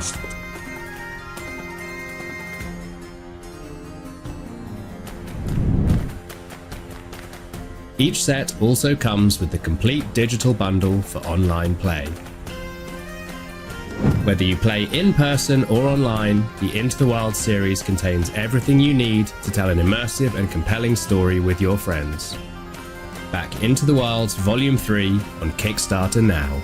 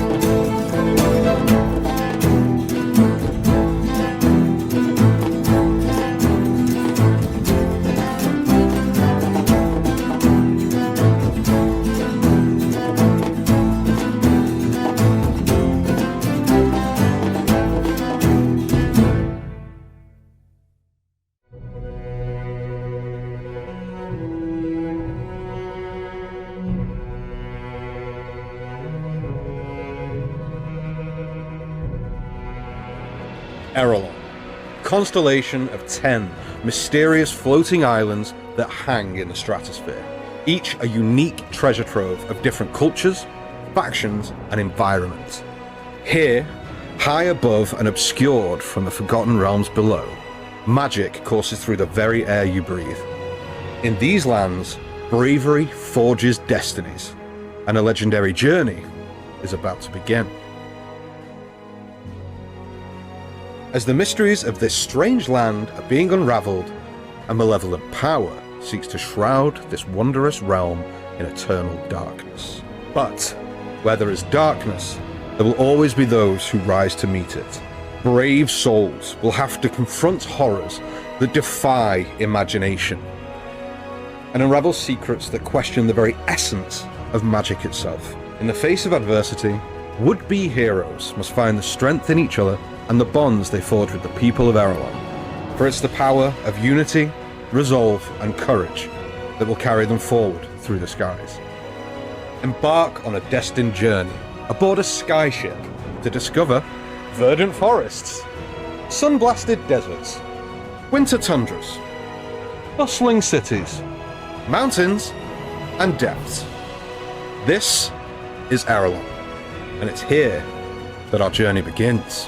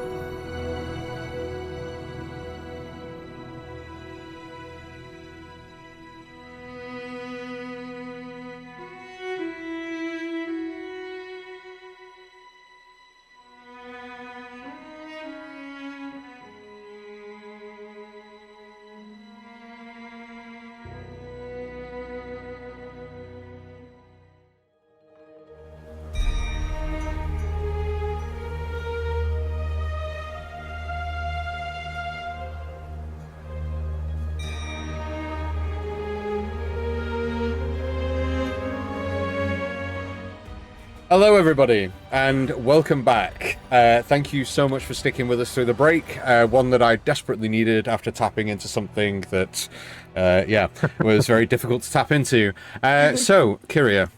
Yes. As you feel the pull of this soothing, reassuring voice echoing and dragging you out of this moment, you have a choice. Now, I think in Kiria's mind right now, as they're looking at their brother, their mind is kind of going off on a bit of a side tangent where they're thinking of the life that they never got to have as siblings. They're thinking of going into town together, hand in hand, them looking out for the little one. They're thinking of, Dakon having a nightmare and crawling up into Kiria's bed and Kiria comforting them. They're thinking of the responsibility that they never had to take on of being an older sibling. And they kind of yearn for it, in a way. But what they yearn for most is the family that they've made and the family that they have and have known for the past 100 years. okay. So you're choosing... I choose to try and follow that voice that's come in. Try and find a way out. Okay.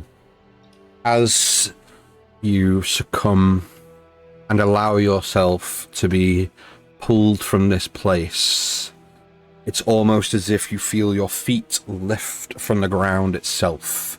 Your body become weightless and your body start to essentially lift from the ground up into the sky. And as you do, you see your brother drop to their knees with their hand reaching out. You see the look of sheer sadness and fear in their eyes as they go, no, no, no, no, no! I cast message into his head and I say, I'll be back, Decon.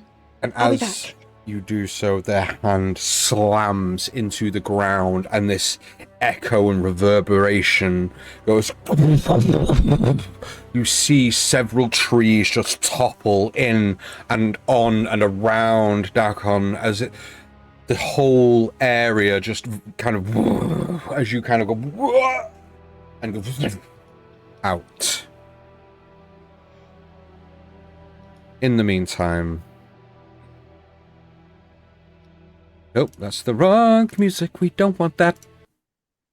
Edivir and Virgil, you both find yourselves outside the property within this area that you're stood in. The surroundings are lush green hills with wild flowers and trees everywhere. This is very reminiscent to a kind of sparsely dense, sparse forest as such. There is trees and bushes and, wild flora everywhere. It's almost tranquil. It's a peaceful place in a unpeaceful time for you. But you both find yourselves stood outside this property, and at this point, Edivir, given the sensory overload that you've succumbed to over the last few minutes, as you kind of start centering yourself in the moment, you see that slung over Virgil's shoulder is a bag, a shield, and a staff. So But- Edivir kind of like he's right next to the door where everyone else went in. And he just kind of puts his back and then slowly just slumps down to a seated position on the floor. And I don't know what Virgil's doing. I'll address the other stuff in a bit. But Yeah. Well, Virgil, what are you doing? Apart from punching fuck out of your mic boom again. Yep. The mic boom, the real enemy of Aerilon and Destined Journey that must be thwarted in every episode. Mike Boom, the big bad evil guy. Edivir kind of, when he slumps down and reaches his ass on the floor, he just kind of sighs and looks forward a bit, and then just kind of looks up at Virgil, and we like our eyes meet for a moment wordlessly. He goes, "Yeah, all right, fine," and he goes to start rolling a cigarette.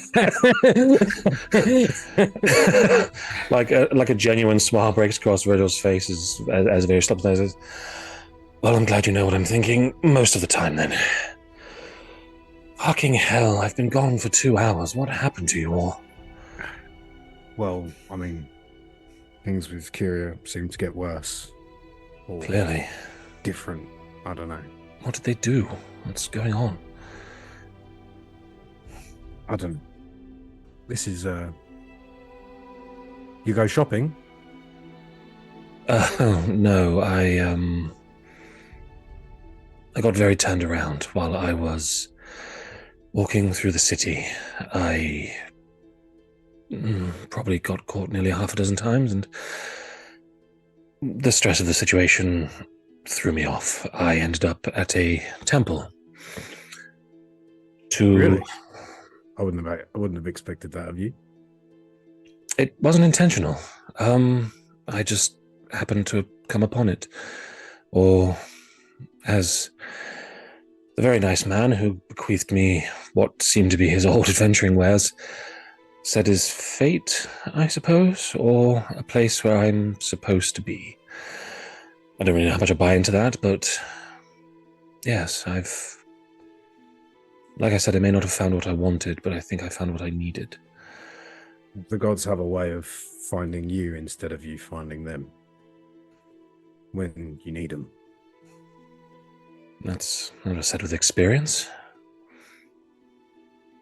Well, I mean, I have faith, if you could call it that, or a belief, or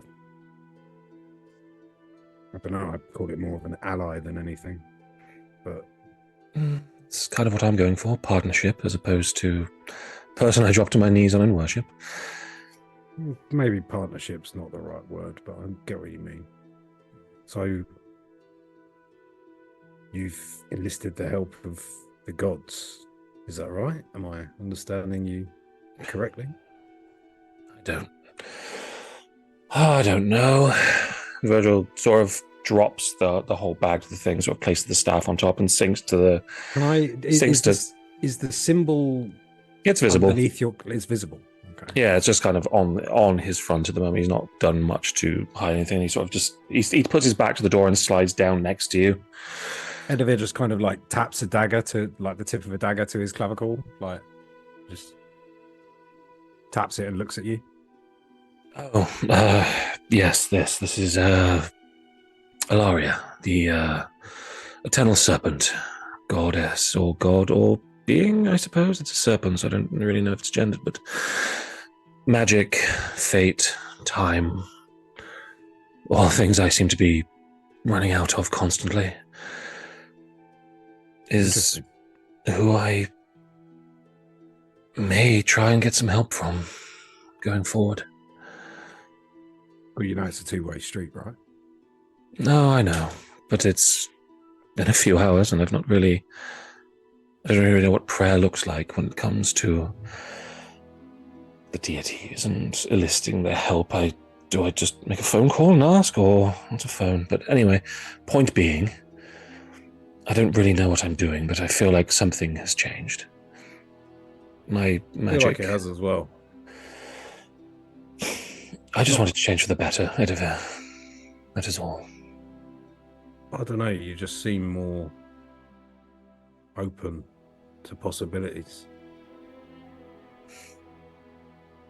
I would have never pinned you to go wandering into a temple in a time of need, but neither would I. Good. And don't worry about how. I don't think there is a how. Everyone has their own way. What do you do? I've seen you before a few times, just saying something, or I don't know. It seems like you have someone to talk to. That's what I do. I just talk to her. I Who ask her is- things. I ask her to look out for people, for myself. I ask for strength and focus. Milani. The Milani. Everbloom. That's And, really beautiful. Edivir once again pulls down the thing to reveal the red rose, the red bleeding rose growing from cobbled streets, tattooed on his chest. And now that we're in a very bright place, because I think the only time he ever showed you this was when we were like out in the garden in the evening. Yeah. But now that we're in a bright place, and you're sort of sitting to Edivir's side, it would probably become apparent that the design on the tattoo where the cobbled streets are looks more textured than normal skin. Okay. Like apparently textured, so it's like apparent, like scarred. Okay. Like some kind of burn that has been Right. tattooed over to depict the cobbled streets. Milani, I mean, she's a saint, a god, I suppose you could call her. She stands with, guides, and fights alongside those who fight for their freedom, against oppression, against those who would control with fear and violence. The meek, uprising against the strong. Milani fights with them, and we fight with Milani. When I escaped my home, I wandered the desert for quite some time with my brothers, Rin and Stav. And it was the Millanites that found us. The Miller Knights. Millanites. Miller, yeah. Not Miller Knights. Miller as in someone who As in makes Milani. flour. No, as in Em- Milani. Oh, right, I see. Sorry, yes.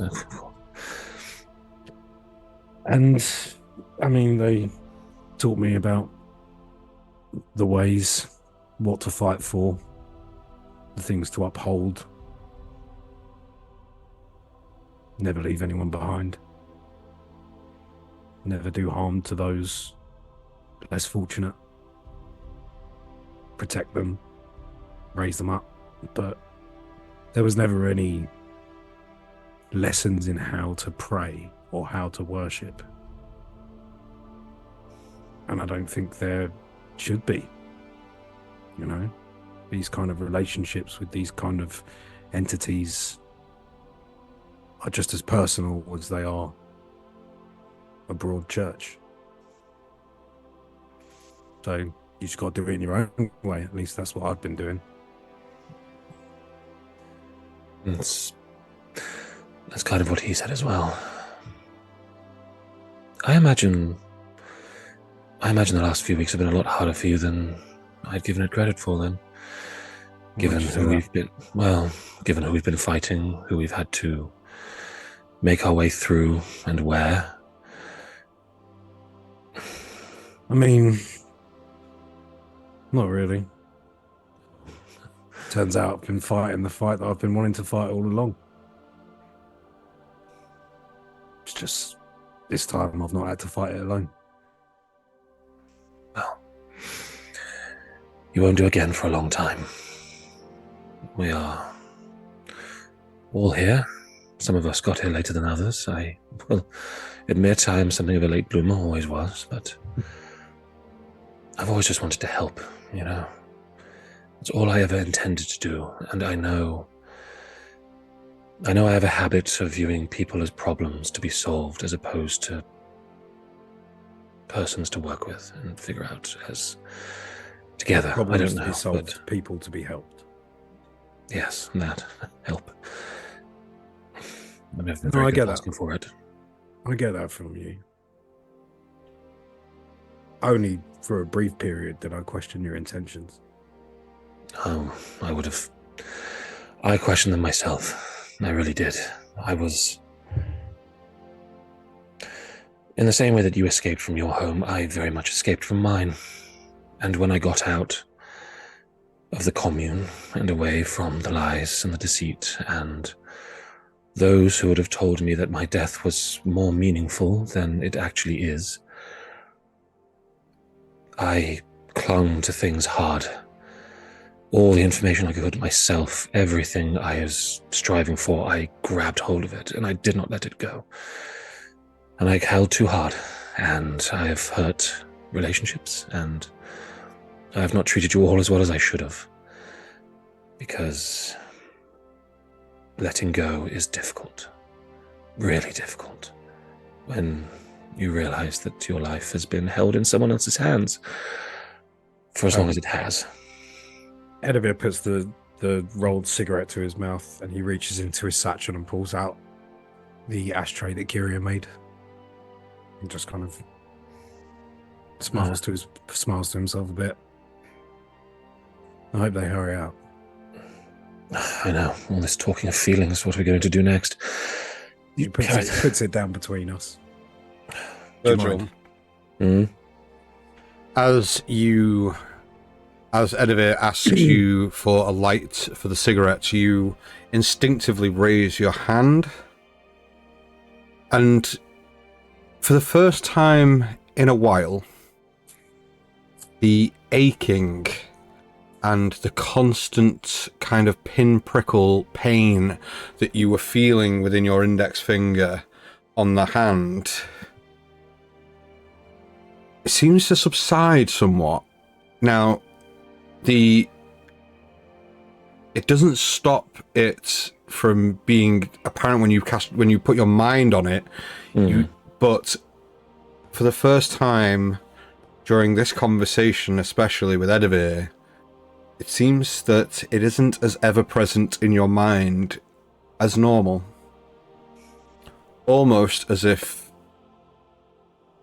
by opening one door to the realm of being open, you're somewhat closing the door to the pain of the other side of you, in a way. And just for a moment, it kind of dawns on you and you go, oh, interesting. And then as you click the fingers to produce the flame to light Edive's cigarettes, you both hear a voice from inside the property going, "Don't you bloody dare!" Would you prefer if we just moved away? I could really... I'd prefer it if you didn't do it at all, and I would mind it if you... While she's saying this, I pass the cigarette over to Nigel. Like takes like a deep drag and picks up the other side of the conversation. I lift up the ashtray and I hold it up for him to stub out. So we're just getting our last little drags in. Inside the property. Liana, you start to drink the tea that was provided to you by Thalia, and it's a trip. It isn't, in fact. It is a rather soothing chamomile tea, and it somewhat is reassurance in a mug. And it not only settles the physical nerves, but the voices in your head become quieter and quieter until the focus that you have is solely in your own reflection within the cup on the surface of the liquid that it holds. And a new voice, same again, but a different tune, begins to echo through your mind. And it's your own voice going, "It's not my fault. I've only tried to help. I am not to blame. If I keep beating myself up, how the hell am I going to defend my friends from people that want to beat them up? I'm going to make this right. I don't know how, I don't know when, but I'll know it when the time comes. I belong here." And then the words of, "It's going to be okay." Those words start to repeat.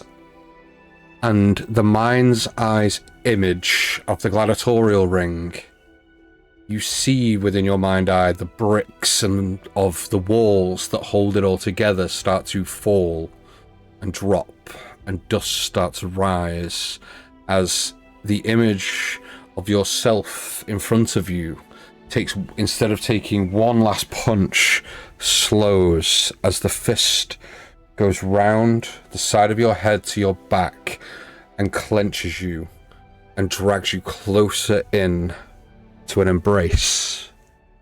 And the images of your mother, your father, brothers, your friend, and Kiria all start to wrap their arms around you, and "it'll be okay, it'll be okay, it will be okay" in the cadence of their voices echo around your head as you finally feel, for the first time in 3 days, your shoulders drop and you kind of sink back into the chair, looking down into the mug. And as you catch your own reflection again, you're smiling, almost reassuring yourself in your own reflection.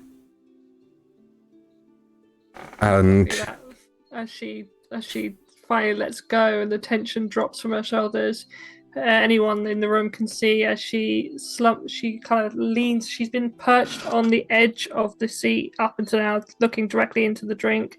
And as this weight lifts, she falls back and brings her feet up crisscross on this chair, and she is smiling into a cup of tea.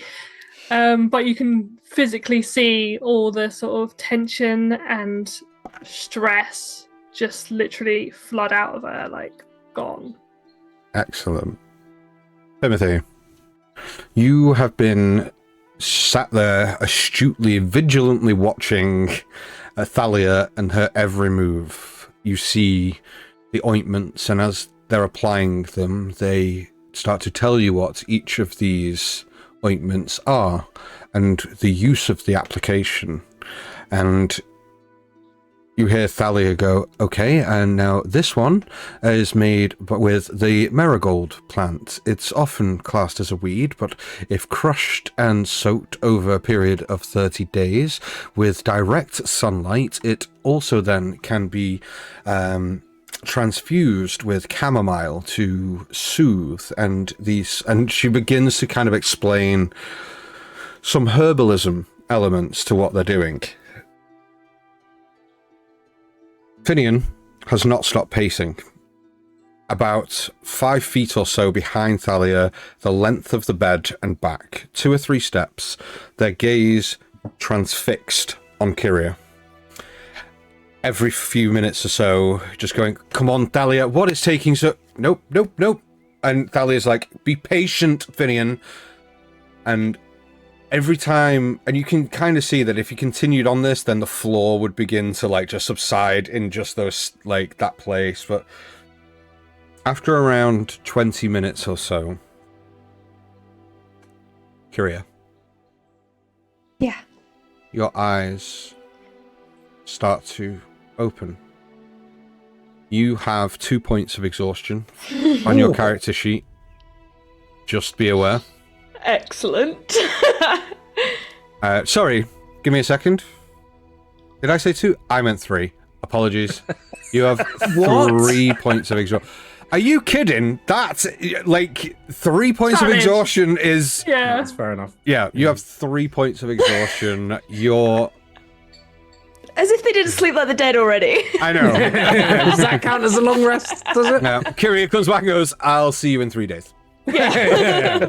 Bye. Your eyes start to kind of like flit open. Him and Liana, you see Finn drop to his knees and just his arms kind of go, oh. And you can see him kind of like shuffle towards the bed and kind of like grasp for your hand and like look. And as you open your eyes, you see the warm face of Mr. the Raven meeting yours, and he just goes, oh, thank the gods. Thank the gods. She's alive. She's awake. She's awake. Liana just lets the cup just like drop to the ground, and then she's right there on her knees beside Mr. the Raven. Yeah. I think so. As Kiria's eyes kind of flutter open, I mean, the Raven would see it first, but their pupils are gone. They have full, like, it's just iris and the main, like, oculus unit of the eye. There are no pupils anymore. It's just pure blue iris, and that's it. And they're kind of just looking, and they go to remark that whether the Raven's okay before immediately kind of coughing, and ale begins kind of dribbling out their mouth. Yep.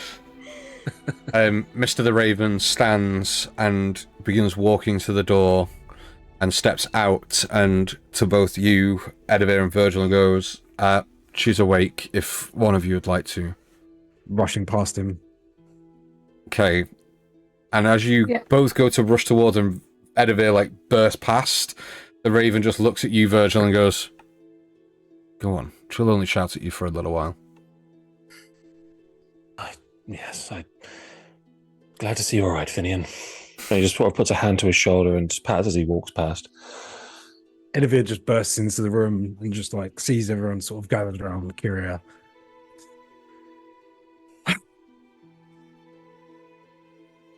Hi. As Liana gets to you, she kind of, she notices their eyes. You do see it. It takes her back a bit, but it's a new look. You can make it work. And she kind of fixes your hair a little bit as she says this. I presume it's still white, right? Yeah. Yeah. And yeah, she tucks a bit of hair behind your horn. How are you feeling? Like death. Yeah, about that. Sorry we let you go it alone. But we were never that far away. And we got you out.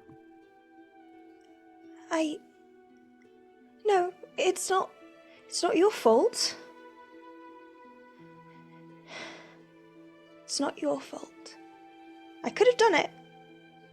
You did I do could it. have done it. Where is he? Oh, We don't know. he disappeared. But we'll find him. Yes, we will. I hurt him though. Good. How are you feeling? I need Other than like death. some. Where am I?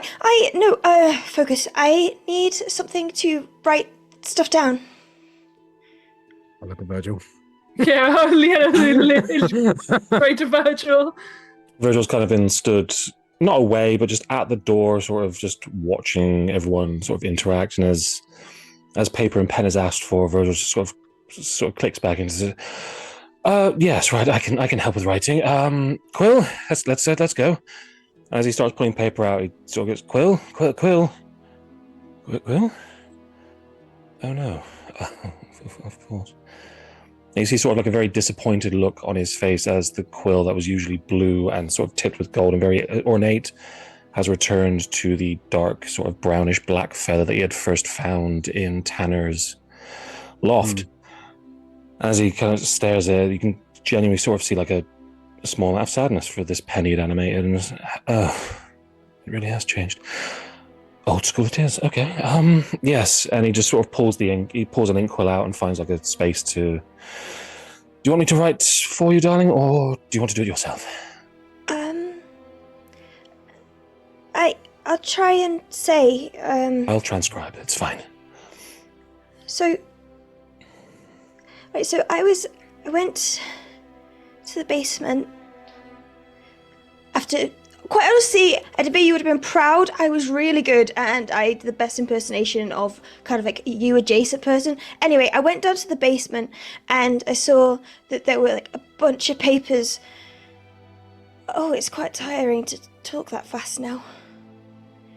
There were a bunch of papers on the table, the wanted posters, but they weren't torn. It was like fresh. It was freshly made, and then I was put to sleep again, but it wasn't you this time. And I kind of looked to Finian.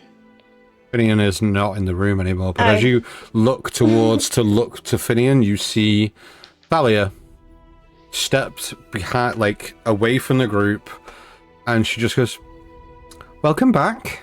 Nice to meet you. My name's Thalia. You're in my home. We can get to all that. We can get to all that. I'm Kiria. It's a pleasure to meet you, Kiria. And can I just say, I love what you've done with your horns. Thank you. I used to have like some really nice ribbons and bows that went around them, but they kind of got tattered. So I need to get some more. Oh, well, anyway, don't mind me. I'll just be over here existing. Kiria kind of, at the acknowledgement that there's somebody else in the room, looks to Edivir as like, should I continue? As you shoot this look to Edivir, Pim, since Kiria came round, what have you been doing? I think when Pim realized that Kiria's fine, and at the mention, Pim has been basically sitting, watching, taking all this in, with Bark next to him, and noting that Kiria's fine, and then them talking about where Tanner is. Pim just grabs Bark's thorn and disappears outside. Okay. Edivir just looks at Kiria and says, "We're fine."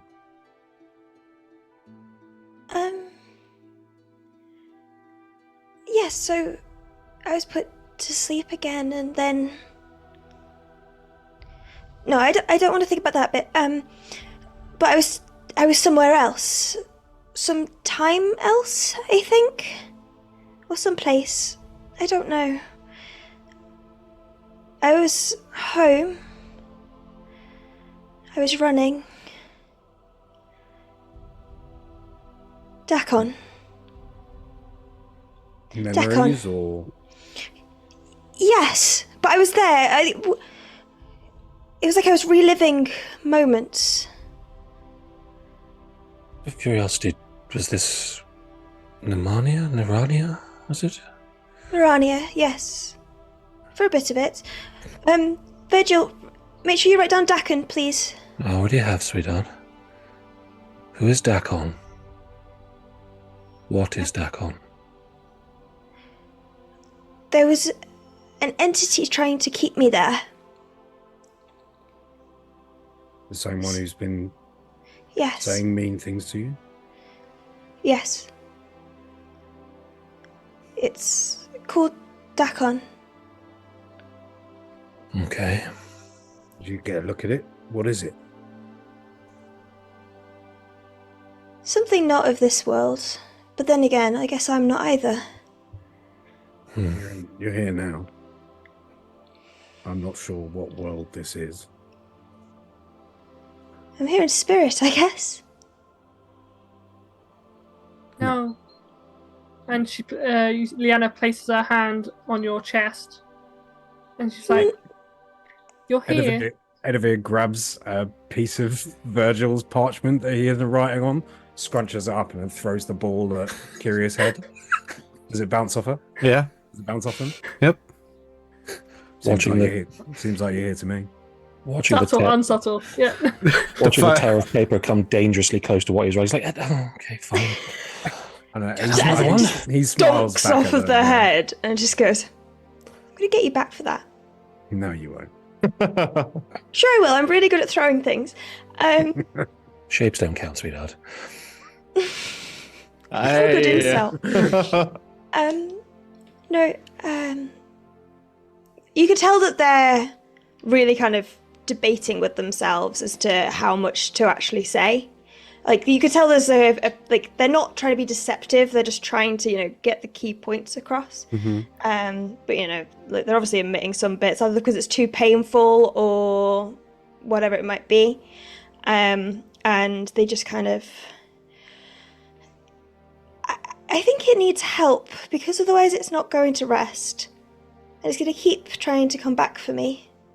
As you say that, Kiria, and you kind of like instinctively pull your hand up, your throat feels sore. Really sore.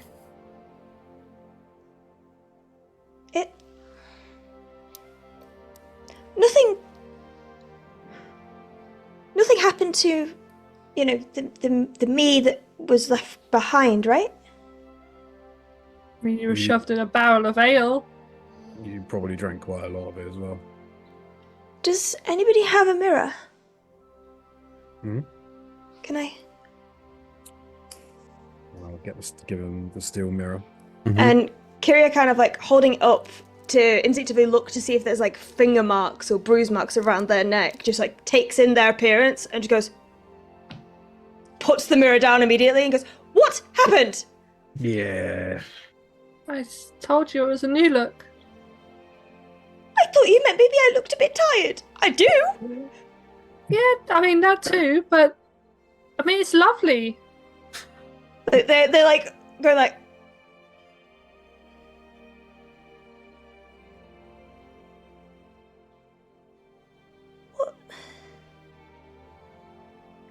what? If it helps, you said you were going to try and get a little bit more intimidating. Well, you've done that. Kind of like starts posing a bit. Yeah. No, hang on. There was a reason for the mirror. And I'm gonna actually look at my neck to see if there's like any visible indentations or marks or bruising. Okay. As you begin to look, and as you see the rest of you all your focus now shifts to where Kiria is looking, and though when they were laid down, their head was up and their hair was covering their neck, as they now lift up with the mirror to look down, Kiria, you see on one side of your neck there are 4 indentations, and on the other 1, and it looks like somebody has visibly grabbed your neck, but where the fingertips would have been placed, and the marks where the fingertips are, they are black as such. Like the skin looks as though the skin is starting to decay in that region where the fingertips it's like have necrosis, touched. Just where Exactly, yeah. At that point of where those fingertips have connected to your throat. Oh shit. Huh. Kiria, darling, don't worry about those kind of things. And Virgil raises one hand just to sort of show in kind of solidarity. Things like this may happen, but do you show this now for the first time to the group and make it ever present, Virgil, that there is a decay of the finger on your hand? Because he naturally has the gradient of sort of graying to dark black to the top of his nails, it's very hard to see, but as he sort of holds it up for you, you see one finger is almost markedly blacker than the others. There's darkness to all of them, but this one is pitch, and it seems to have slightly gone. You're not the only one. And it is something we can work on together, but don't worry. It is in the back of my mind too. I don't understand any of this. This creature Dakon, why did it want you to stay? What was it saying? What was it trying to accomplish by keeping you? Apparently I was essentially the key to untrapping him, and, it wanted us to, be the guardians of the forest together. Did you get any idea about how you might prevent that from happening again? No.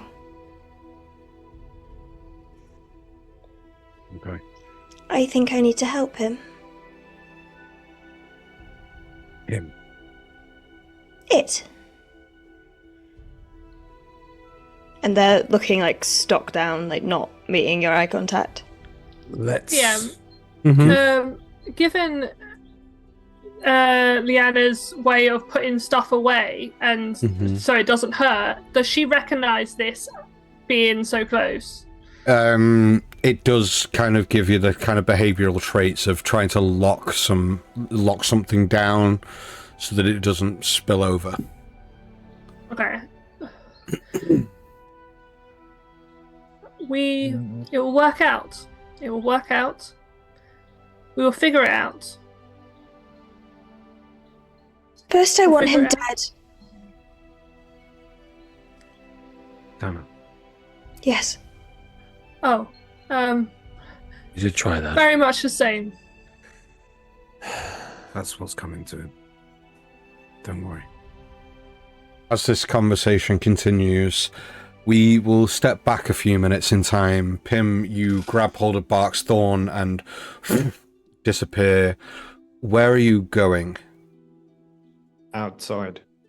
Okay. Outside of the house. So you reappear at the front of the house, and you hear, so you're facing now away from the house. You hear the voice of Finian behind you go, "That's a neat trick. Have to show me how to do that sometime." Again. Away. You disappear again. Where do you reappear now? I want to reappear towards... So we're basically outside. You said that there were like trees and things like that. Is there a rock Sure. like Yeah. bigger rock. Mm-hmm. So as soon as I disappear, I reappear next to the rock, Okay. and I'm just instantly gonna punch that rock. You wind back and punch this rock. For the sake of this, I'm not gonna need you to make any rolls, but it is safe to assume you hurt yourself more than you hurt the rock as your fist collides with it. You don't hear any audible crunches or breakages in bone or anything, but there is this swift pain as your fist impacts it, and you hear the voice of Bark next to you. Hey, why punch the rock? And again, You boof. and again. Pim, no! And you see Come Bark on. steps between you and the rock as you're punching it. Their twig-like arms like pressed against your chest, but you just keep relentlessly, one after another, bang. Pim, please! Pim, no! Come on. Pim, Horse! this is bad! Horse! And you're going to attempt to wild shape into a horse again? Or No, are you just... I'm gonna try to attempt to transform. Okay. How are you... What spell are you using, Pim? Nothing, I'm just gonna try and see if I can control my anger and focus it towards my hands like I did in the Spirit Walk. I want to try and make myself... Hey. Okay. I was not ready for this, but I am now. Okay. So, I need you to describe to me, Pim, the emotions that you are drawing on, where your mind is at right now, as you...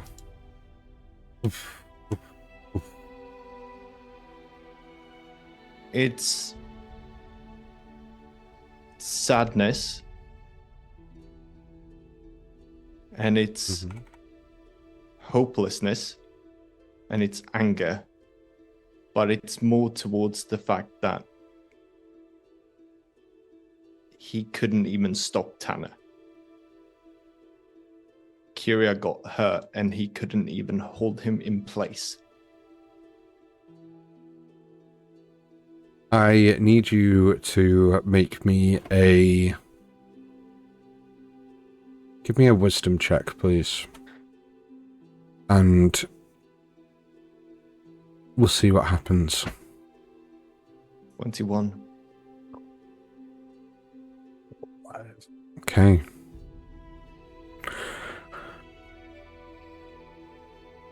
As you keep doing this, and you hear the voice of Bark going, Pim, please, no! Pim, no! Go, come on! And you thrust your hand forward.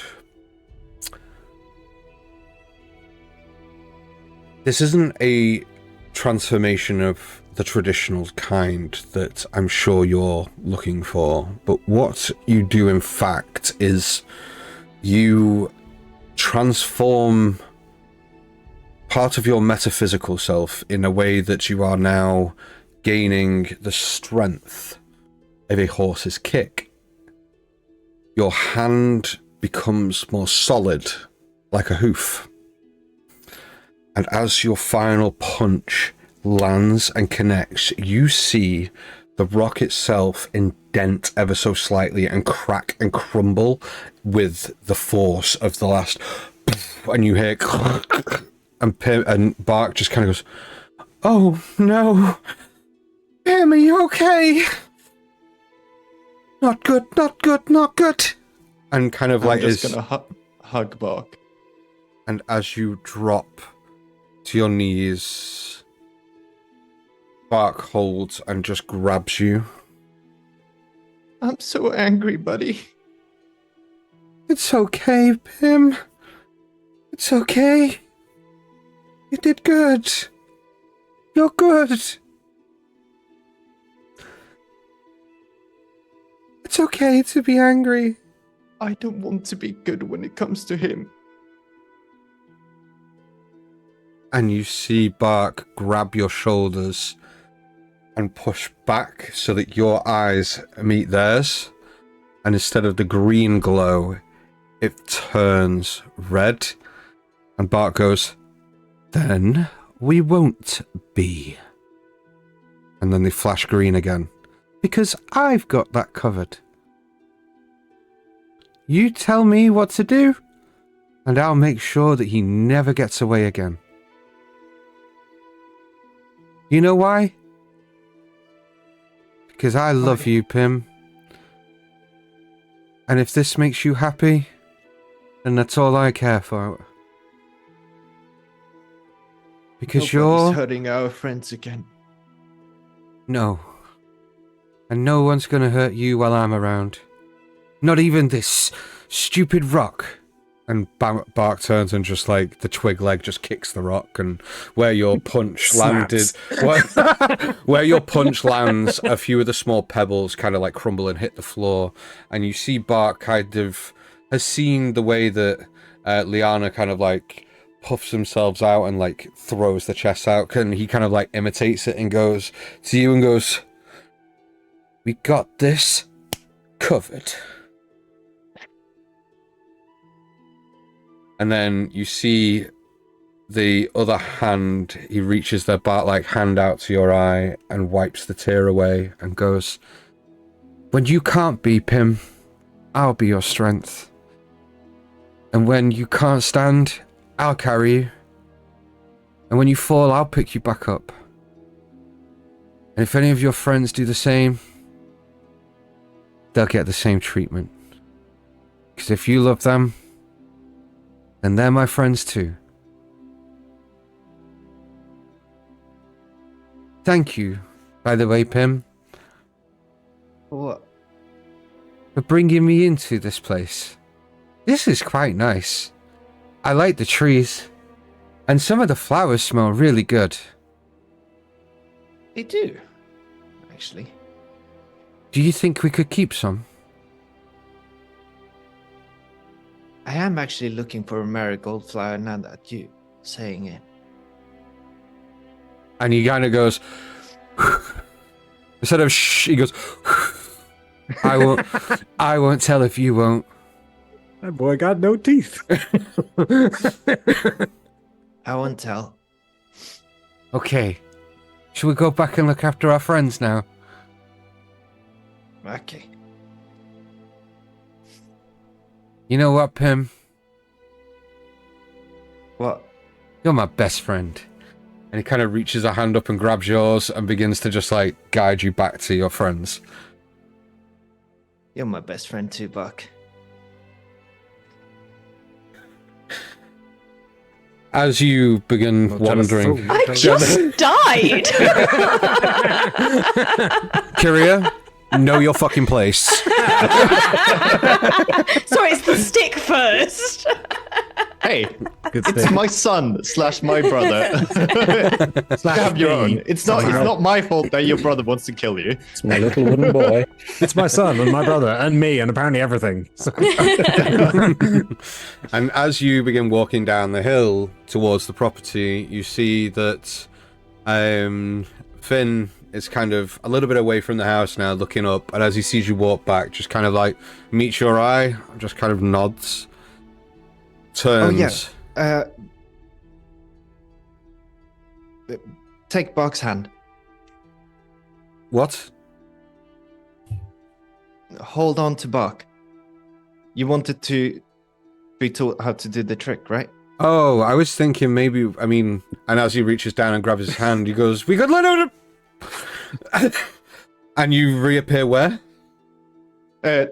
20 feet the other further down. Yeah, you woof, and he goes, "Oh, I did not like that." And I walk inside the house. He lets go of Bart's hand and kind of goes, "Oh, no, I did not." Let's not do that again, Pim. As you walk into the house. Ugh. Yeah, literally, he's just like, "Oh, Ew, what is that? It's weird. And as you go to walk into the house, Thalia is walking out and kind of meets you on the threshold, and she kind of like looks down and goes, "You okay?" I will be. Thanks for the loan, by the way. Oh. So you do keep some promises, just not all of them. You just let me know next time which ones you're going to pick and choose, okay? And she just kind of like ruffles your hair a little bit and just like winks at you and like steps aside to let you in the house. And as you walk in, she steps out and goes off in the direction of Finian. And you head into the property with the rest of your friends. You, Kiria, you see Pim begin to walk back in the house as you're kind of in the middle of this conversation now. Yeah. I think Kiria just kind of messages Pim while still recounting everything that's going on while staring face down, like after having just glanced, just kind of like gestures with her head and goes, "Come here, please." I'm just gonna silently walk up and give her a hug. I scoop him up with what little strength I have, and I'm just kind of like holding him as I continue to talk. Like a teddy bear. Yeah. And as you pick Pim up and grab Pim, and Pim grabs you in a hug, you feel two twig-like arms wrap around you and Pim as Bart goes, "Yay!" And as you go, "Okay," he goes, "Oh, sorry," and kind of like steps back and he's like, I just wasn't expecting you. and as you do that, he kind of like turns to the side, looks, and just kind of like wraps himself around Virgil's leg and goes, "Yay!" Seeing this, Edivir just kind of looks down at Virgil as he's sort of writing down all the things that Kiria is saying. He says, and looks at Kiria, sort of having a little hug with Pim and clearly very exhausted. If that's the major details, then we can research and figure more out later. You seem tired. Oh yes. Well, let's not strain you any further by trying to dig too deep just yet. No. Unless you're comfortable to continue. What are we doing now? You're healing. Payback. Then we What? can deal with what we need to do. No, because if it's Tanner, then it's Alara, and then it's the house, and then it's every collection we've made, and then... We know. We just... You're there. We need you strong We're in a safe place to now. before we can deal with them. We're with the druids in a tree. Extra play. plane, but extra planar space. It's really quite fascinating. Tree. To be It's honest. cool. Tree. Extra planar dimension, but sure. It's I- a grove, Stop it. actually, but Leanna's just going to look around and suddenly realizing that we're now all in the place that she said couldn't hold all of us. And she's going to kind of go, "Oh, you should rest." And she's going to stand up and realizing she's probably the biggest out of everyone. She's going to go way outside to see if anyone else comes out, or just she's going to go way outside because there's no room.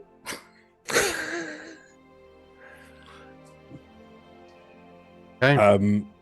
Eddie's just going to sort of walk up to Kiri and just sort of kneel down and look them in the eyes and say, "I can tell you're struggling with some new emotions right now. We're going to deal with it, okay? I promise." In your head, you just hear, "I want him dead." Well, you've got the tool to do it. And he just glances down at the dagger that's still on your hip. We'll get him. Yeah. Does it make me a bad person? And they say that out loud, kind of not having the strength to keep up a telepathic connection. No, not at all. Vengeance is a righteous cause. And you'll get yours. I'll get mine. And Tanner will get what's coming to him. So will the rest of them. Yeah, you will. You coming around to this way of thinking too, Pim?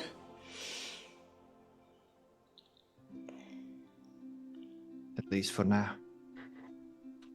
And kind of ruffle his hair.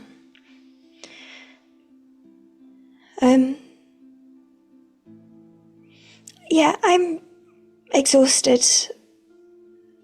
Virgil, if I could just have the paper by me in case I remember anything else? Yes, I'll... and sort of Virgil sort of looks around for something fairly flat, like a tray or just some sort of thing. Places the ink well, a pen, not so much quill, and the sheet of paper, and then a few others just to have them there, and just place them next to the, I assume, the chaiselong/bed/sofa that... There's a chaise longue? Why did no one say anything? It's just a bed. It's just a bed. Okay. God damn it! I wanted to be the chaise longue person this time. There's time. It's a long campaign. There is time. Yeah, as Just a chest long, a couple of minutes away. As he places the tray down next to Kiria's bed, you sort of see Virgil kind of go to stand, and then not quite, and then you see sort of like... Yeah. And then as Virgil very quickly just sort of comes in and hold you exceptionally close, and you can sort of feel the squeeze around, and just as his head sort of comes around and moves around a horn ever so slightly to sort of get a bit deeper in, you just hear very quietly, "I'm sorry, Kiria, for everything. I have not been as good to you as I should have been, and I have ignored you when you have needed me. Not anymore. So, yeah." He sort of squeezes you hard, and You can feel them like shaking their head, like, no, no. But they can kind of tell that. I mean, to be honest, they're too tired at this point. But they kind of, as you pull away, they look into your eyes, and while it's difficult to kind of discern emotion at the moment, through their eyes, given the fact that there are no pupils and you cannot really tell where they're looking, kind of their facial expression is this, like, calm but reassuring, like, you've done nothing wrong.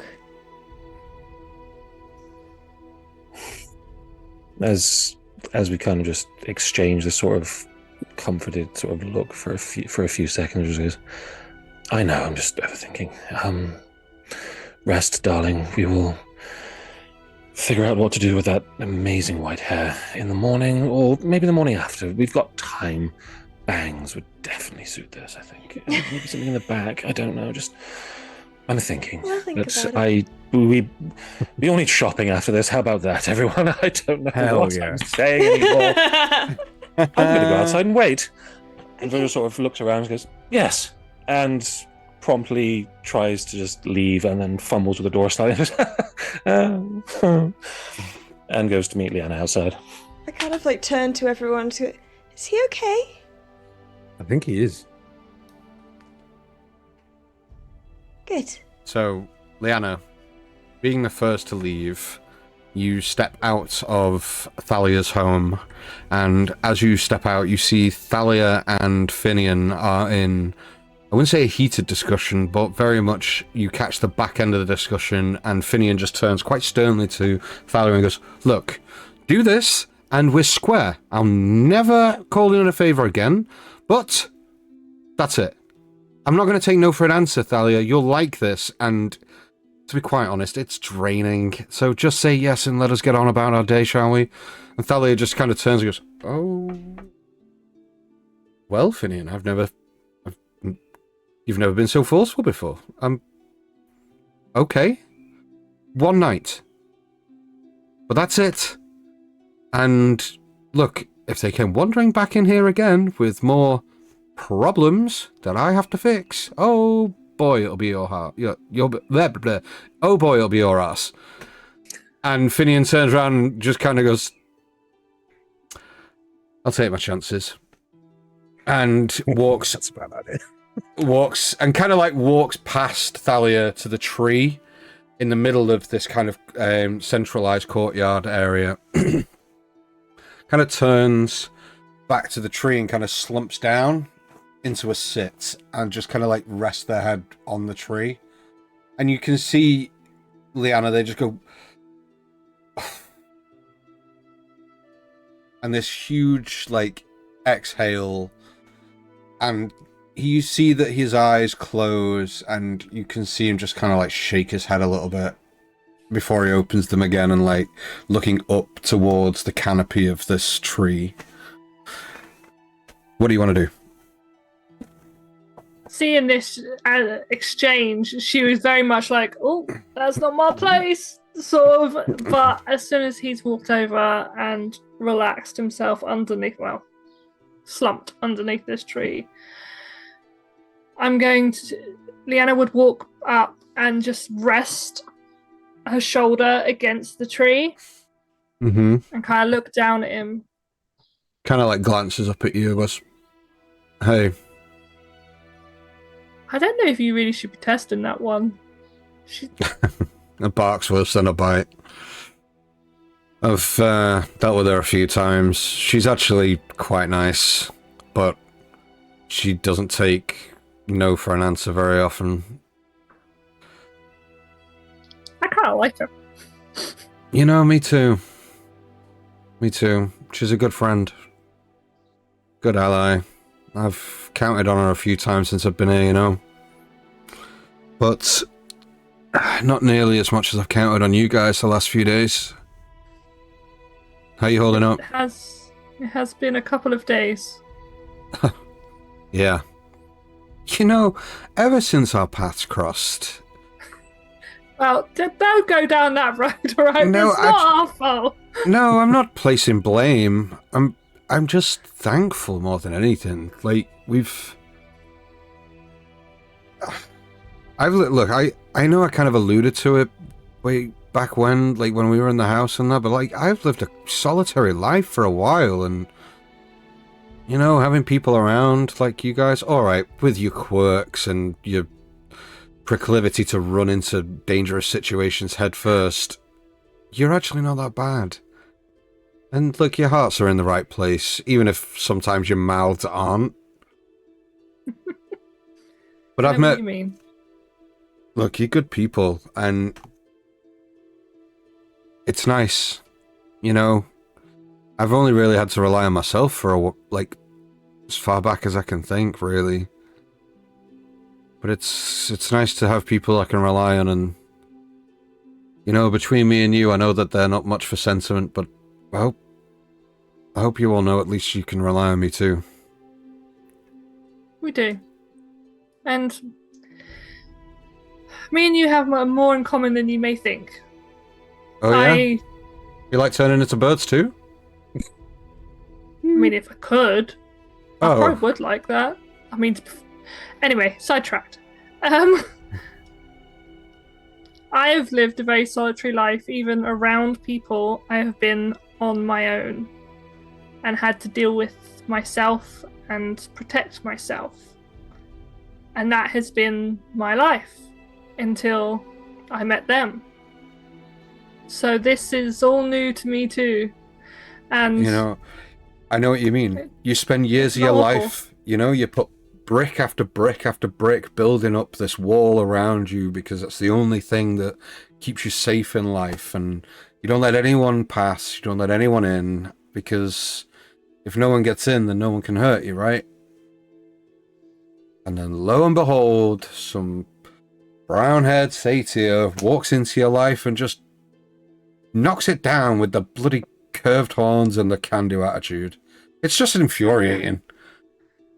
I mean, you're not wrong. They sneak under the wall, and Yeah, before like- you realise, they're there beside you, and you're like, how the hell did you get there? Yeah, and, you know, but it's nice. It's different. And I feel my guard coming down a little around you guys. Me too. The wall is still there, but not as thick. Well, take it from me. As easy as it was to place brick on top of brick, it's just as easy to take one off another as well. It takes time. I mean, Christ, over the last few days I've been pulling one brick off, putting it back, and jostling with the idea of, is it really worth it? But with common cause and it works. And it's just when bastards like that fucker Tanner creep behind the wall and then stab you in the back. He's going to die a very slow and painful death, right? Very, very slow, very painful. Yeah. Oh, look, I've arranged for you guys to be able to stay here this evening. I overheard. I'm very grateful. Kiria definitely needs that. And look, it's not safe in the city. Whatever we do, we have to do it quickly. And if we don't, we're up against it. Like, I'm not exactly on wanted posters and such, but they're not exactly going to welcome me into the arms of the SBC and shake my hand for a job well done. They've been on my tail for years. You'll have to tell me some of those stories one day. Oh, no.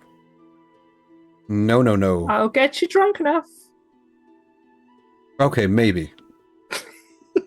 Maybe. In fact, oh no, Thalia did have some nice like rosehip wine that she was.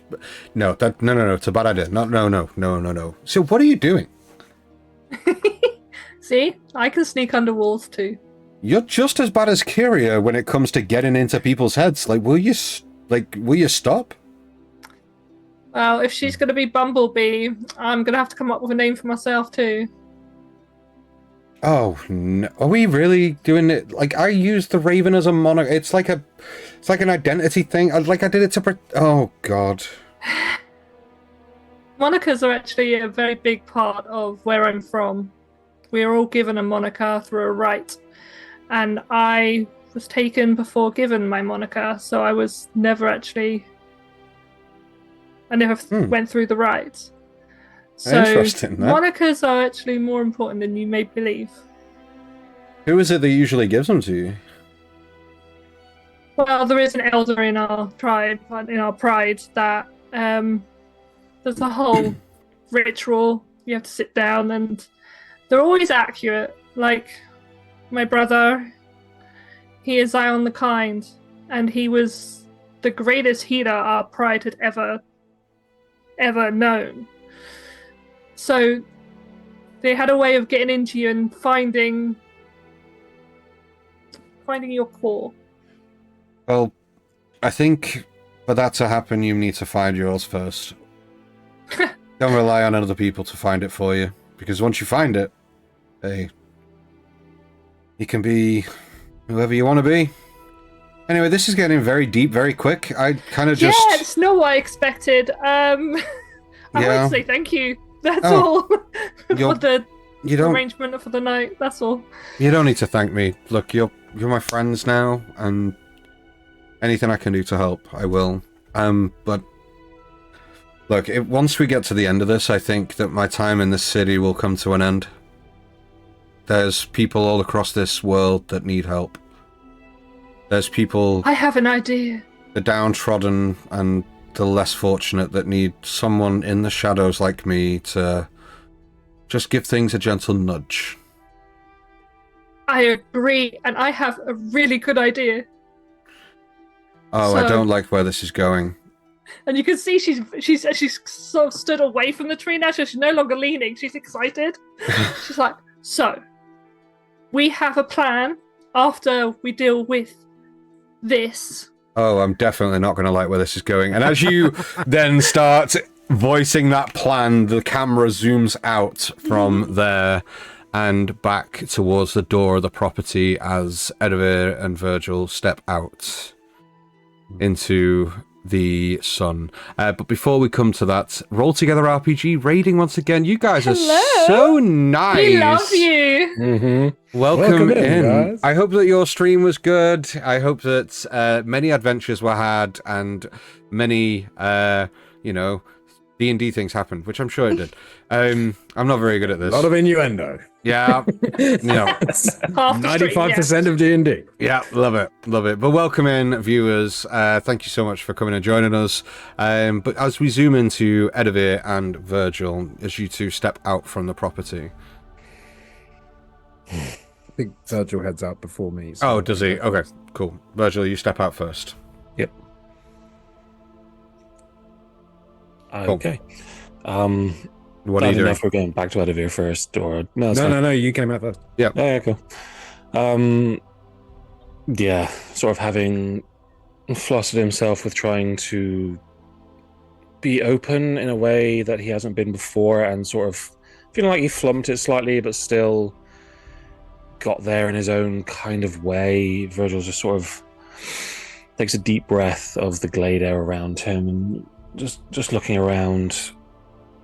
It sort of comes to stare at the sort of the earth itself and just, I've not done it for a while. How about it might be quite nice. And he sort of drops to a sitting position, unbuckles and zips his like very large boots, takes them off, sort of places them next to the satchel that he left near the door, sort of rolls his trousers up to sort of like mid-knee.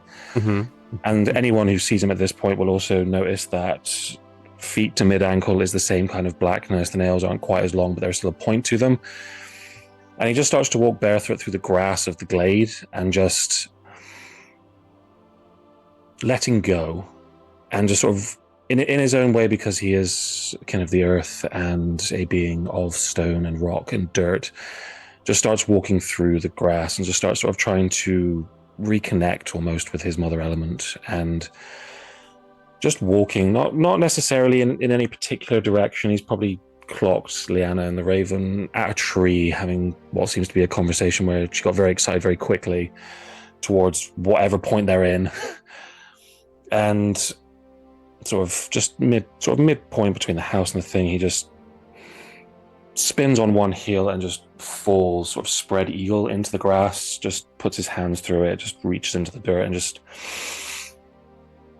breathes and just tries to let go of everything he's been thinking of for the past 2 weeks, and sort of really taking in the idea of control comes at points.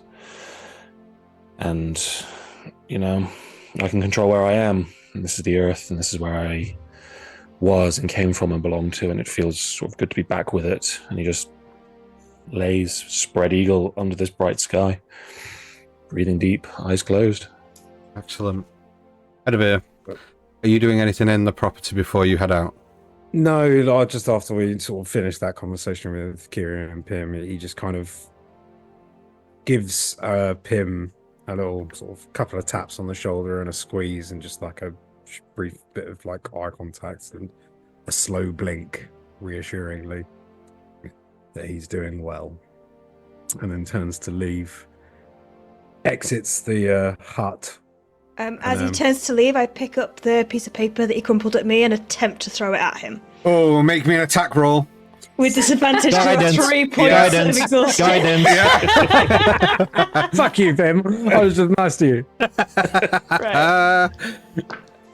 Oh, excellent. With disadvantage, that's a natural 1. Nice. Nice. The paper whiffs past your head, Edivir. You don't need to move, it just whiffs past in front But I of you. still do. You still do, yeah, sure. Maybe next time. And as you get to the door, Edivir, you kind of like pass Thalia, and in her hand you see that there is an item that's kind of quite long, but covered in like in cloth and wrapped and what have you. As I pass her, as I'm sort of leaving through the door, I'm getting out my tobacco tin, and we sort of meet in the doorway.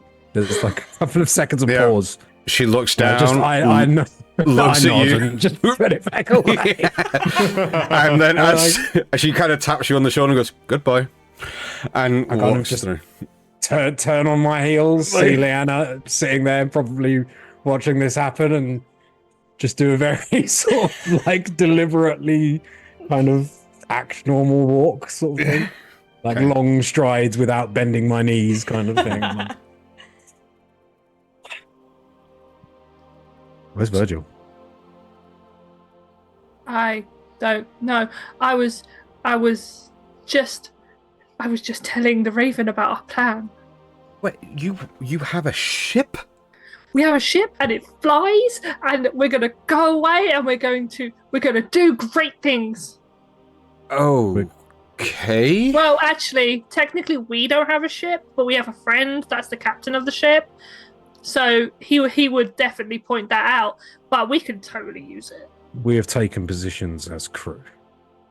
Okay. Well, I was saying to Leanna not long ago that I'm kind of looking that after all this is done to probably get out of here myself, and I was just saying there's plenty of people in this world that need help, and if you wouldn't mind me just joining you to the next destination. Fuck that. Okay, well, thank you anyway. No. He means you're one of us. What do you mean? You're not leaving us to the next destination. We're the unseen servants. Us. We stick together. Us. And you're one of us.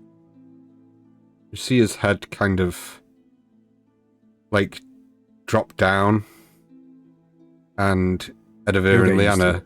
you see one single teardrop hit the ground, and he kind of like looks up, little teary-eyed, and he goes, "I've never really belonged before."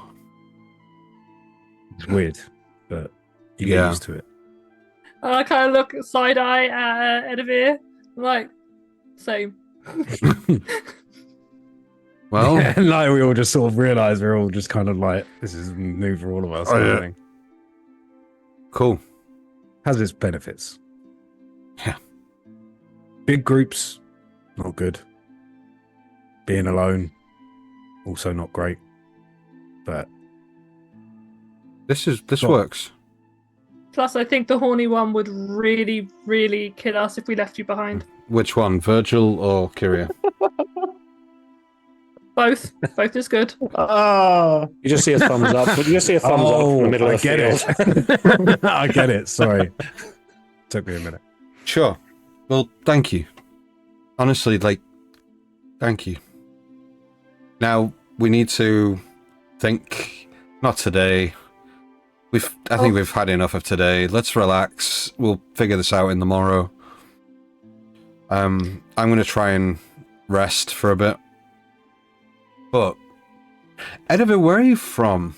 You've never really said. And as the question is asked, we zoom out and we zoom in to the property, Thalia's home, a moment or two ago, as she walks in and doesn't quite approach the bed, but just kind of looks at you, Kiria, and goes, "How are you feeling?" It could be better, but I don't know what you did, but I think it was your voice I heard. Yeah, it was. It was. Thank you. Oh, you're more than welcome. You're more than welcome. Can you walk? That's to be tested. Well, let's test it quickly because that's my bed and you're not sleeping there. I'm gonna try and lift Kiria up. And you get lifted to your feet. And she kind of looks at you, Kiria, and goes, "Your friends are outside. I'll be out in just a moment." Okay. And as Pim attempts to walk you to the door, a hand gets placed on your shoulder, Pim, and she goes, "Not so fast. You. Kiria, he'll be along in a moment." Okay.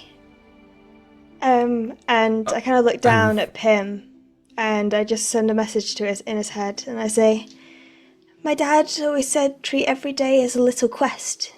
Makes it all the more bearable. Little quests are easier to achieve." doesn't make you less of a hero. And they kind of begin to very, like every step is taking everything out of them. They are clearly, like, woozy and... As you take 2 or 3 drunk. steps, you hear Thalia go, sorry, not so fast. You seem to have forgotten something. Probably. And, and as you turn to look at her, she is walking towards you and kneels down in front of you, ties 2 satin red ribbons to each of your horns and goes, much better. Go on now. Pim will be out in a moment. I didn't catch your name. Oh, I am Thalia Evergreen. Lovely to meet you. And you. I love your hooves, by the way. You keep them immaculately clean. Now, go on then. Yes, I will. And as I kind of turn away, I look at my friends all gathered by the tree and this Oh, Web. Oh, am I the only one who lost? a No, little I bit lost of it that. too. A little bit. No, the mic's working. Go ahead. Kiria, speak. Oh, it's gone. All right. There you can go. hear me? Yes. Yeah. And I look to. Wait, is it gone again? No, you're good. No. Okay, sorry, it keeps saying the wrong thing on my screen.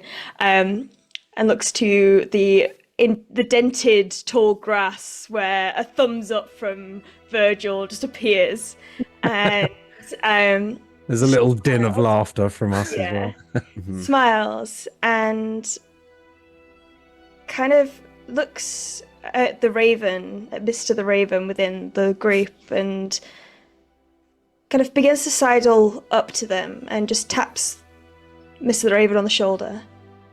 He kind of looks to you and then looks to Edivir and Liana and goes, Edivir, we'll finish this later. Do you mind? Just give us a moment. Liana, I wanted to have a word anyway. No, that. I know I'm not needed. And she just kind of scoots on. Okay. Before we get to Mr. the Raven and Kiria, Thalia and Pim. As Pim, you see Kiria exit, you kind of like turn, and Thalia turns back to you and looks at you with somewhat of a stern look. Well?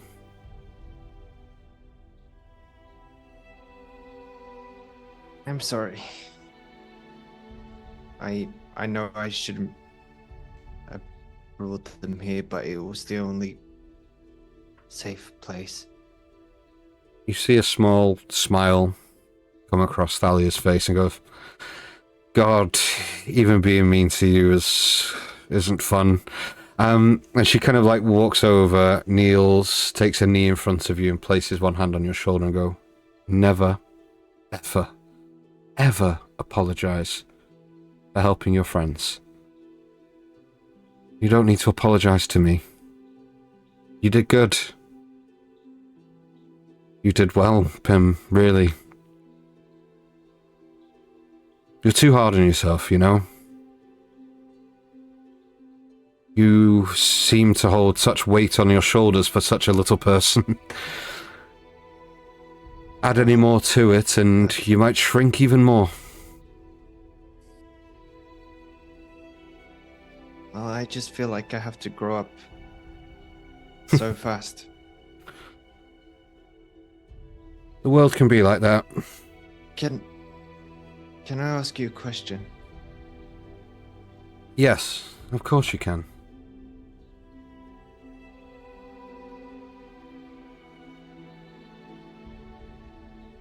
Have you ever heard of two people? One called Navara Quickfoot and one called Orion Elegard. You see her kind of like pull back slightly and goes, why do you ask? They're my parents. and I think they're in danger. That wouldn't surprise me. So, you're their son? I need to save them. You're Ryan and Nevada's son? You never told me your name. Yeah. They never told me your name. Well, from... Timothy Elegard Quickfoot. And you see... you see for the first time Thalia's guard slightly drops, and she places one hand on her heart, one on yours, and says, "From one heart to another, I welcome you," which is your family greeting. And as she does this, this relief washes over you. How could she possibly know that? My mum used to say that. That's how she greeted me the first time we met.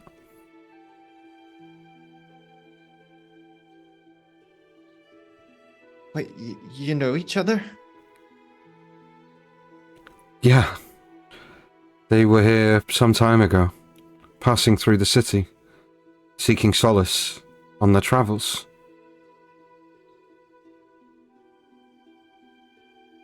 And they are, and were more than welcome here. They spent a week, 2 weeks with us. In fact, come with me. And she reaches down her hand. I'll grab her hand. She walks with you out of the house and immediately to the right and round the side of the property, where you see there is a flower bed. Various arrangements of different flowers, but in the middle of the flower bed, a white rose bush. And she points at it and goes, "You see that there? That was a gift from your mother." Yeah. When she created that, it was some of the most beautiful magics I've ever seen. She formed petals from nothing. Those petals flew around me and her in this beautiful swirling vortex of beauty and wonder. And one after another, the petals landed in the same spot on this flower bed, and once all the petals had entered the earth, a small bloom surfaced from the mud. And your mother told me something that day. She said, "Nurture this. For the more love and care you pour into the world, the more beauty will come out of it."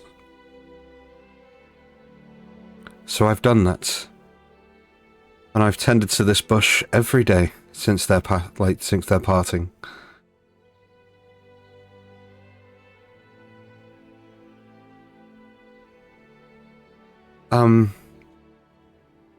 Wait here. And she, before she leaves, she goes, "Hold this, but wait here, and she just kind of like shoots off round the house, leaving you stood with this kind of like wrapped, kind of thing in your hand. A moment or Okay. a few minutes later, or a few moments later, not minutes, she don't leave you there for a while, but she comes back out and goes, "Okay," and you can see that she's holding something behind her back, and she grabs the thing in your hand and says, "Well, since you didn't have a staff last time, I actually made one for you, but now that I know who you... And she just kind of, and legitimately just kind of tosses it to one side and pulls out from behind her back Oh. the staff Oh. that your mother left home with. And she holds it out and goes, "Here." And you see this white, ivory-coloured wooden staff that... In fact, Pim, please describe the staff that you've just been handed. So, the staff is, like you said, it's an ivory-colored, almost like a shepherd's crook. Is what you call it. Mm-hmm. Yeah. And despite it being very, very distinct ivory colored, it's made of a special kind of oak that is, to me, very reminiscent, at least, of the silver tree. Now it's not from the silver tree, but there are a lot of trees around that share sort of a similar hue. And it's wrapped in these sort of bands.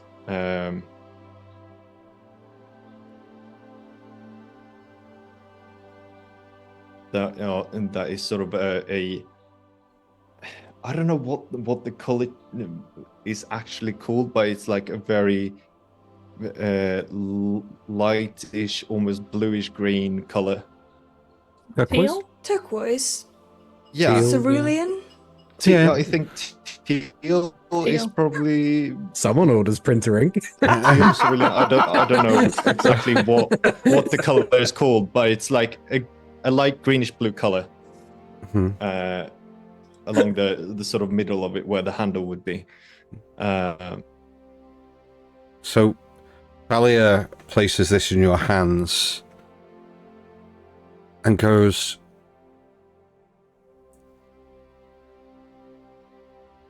"Meeting your mother and father and spending what little time I had with them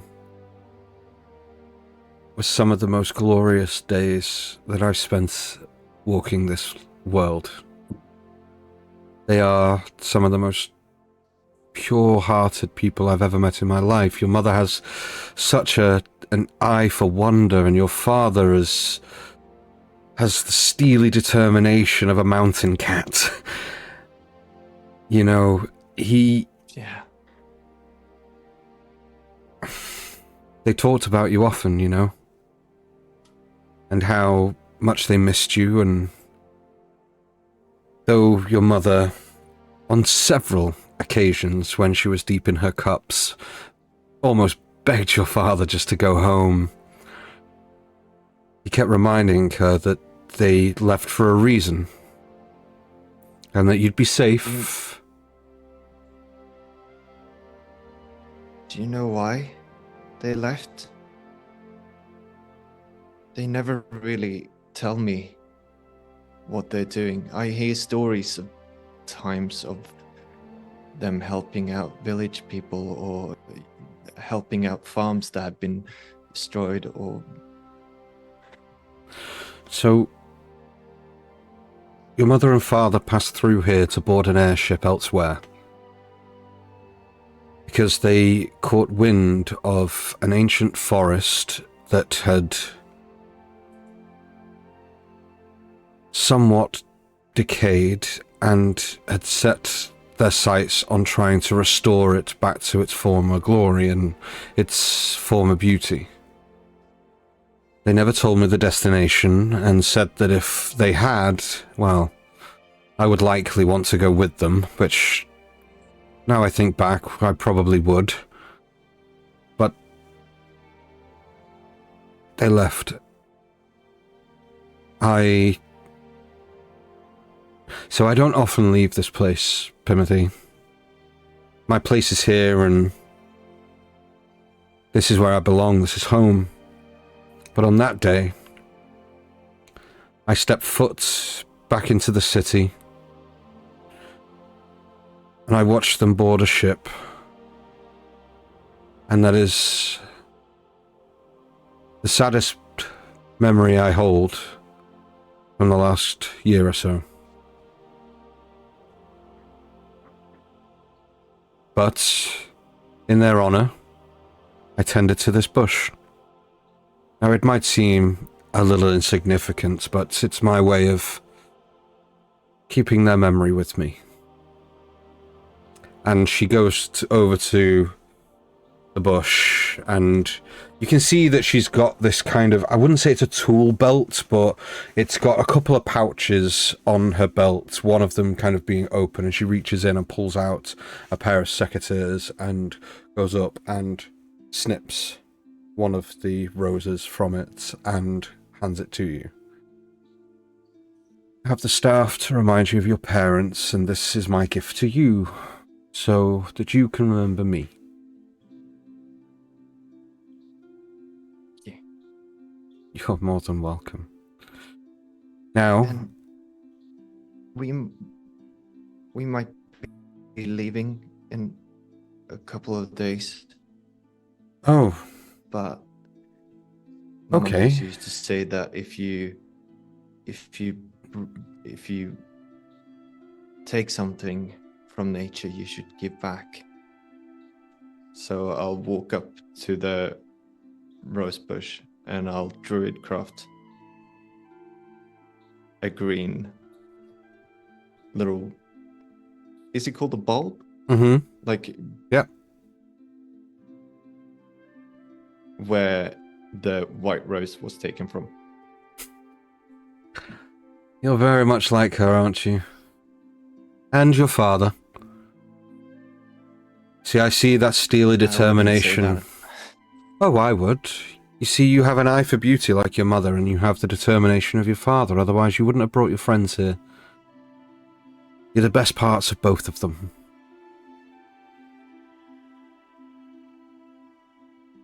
And look, I just hope I can find them. I'm sure you will. And look, you know when you said to me that you feel like you have to grow up fast?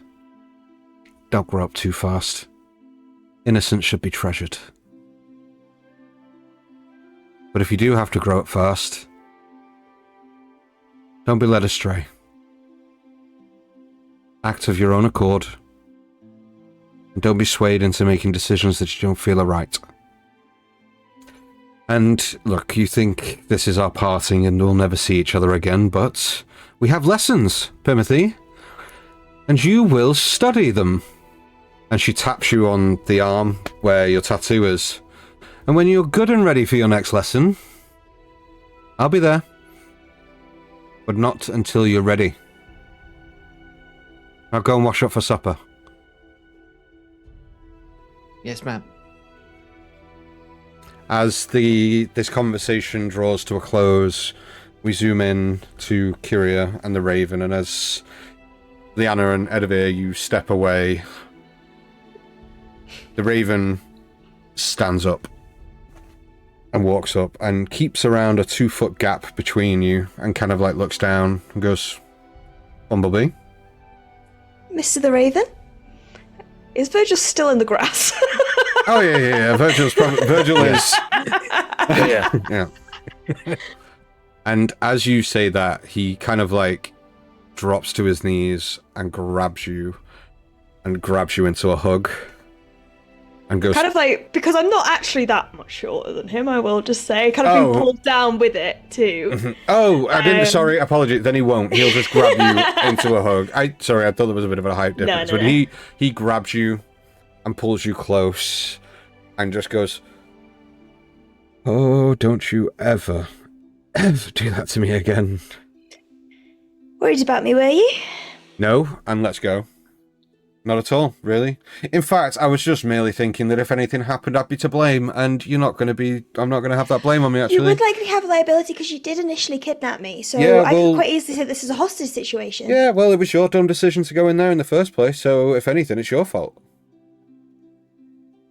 Yeah, but you kidnapped me initially, so this whole relationship and you knowing me is your fault. Well, then I take full blame. And he cracks a smile across his face and kind of like puts his head on yours and kind of like rubs his head on yours and like kind of like comes back up and goes, "You all right?" I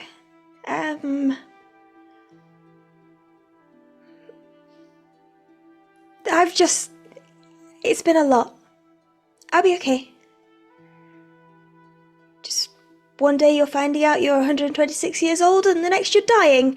126? Yeah. You don't look a day over 128. Thank you. I try. That's older, but okay. That was the joke. But yeah, he kind of turns and he goes, "You had them worried, you know. Not me, of course. I knew you'd be fine. No, you were completely calm and collected throughout the whole thing. Yeah, you can ask anyone. I'm sure I will. Didn't panic at all? No. Why couldn't I reach out to you? I tried to contact you. Oh, yeah. It wasn't safe. I didn't know who was listening. I wasn't in a safe place, and the last thing I wanted to do was compromise you. Kiria, thank you. For what? Ever since I met you and your friends, you're the only person at the beginning, really, that believed in me, trusted me, and because of you, your friends also did. You hold them all together, you know. I suppose, not in the way of a responsibility, but more of a kind of bind this group of people together.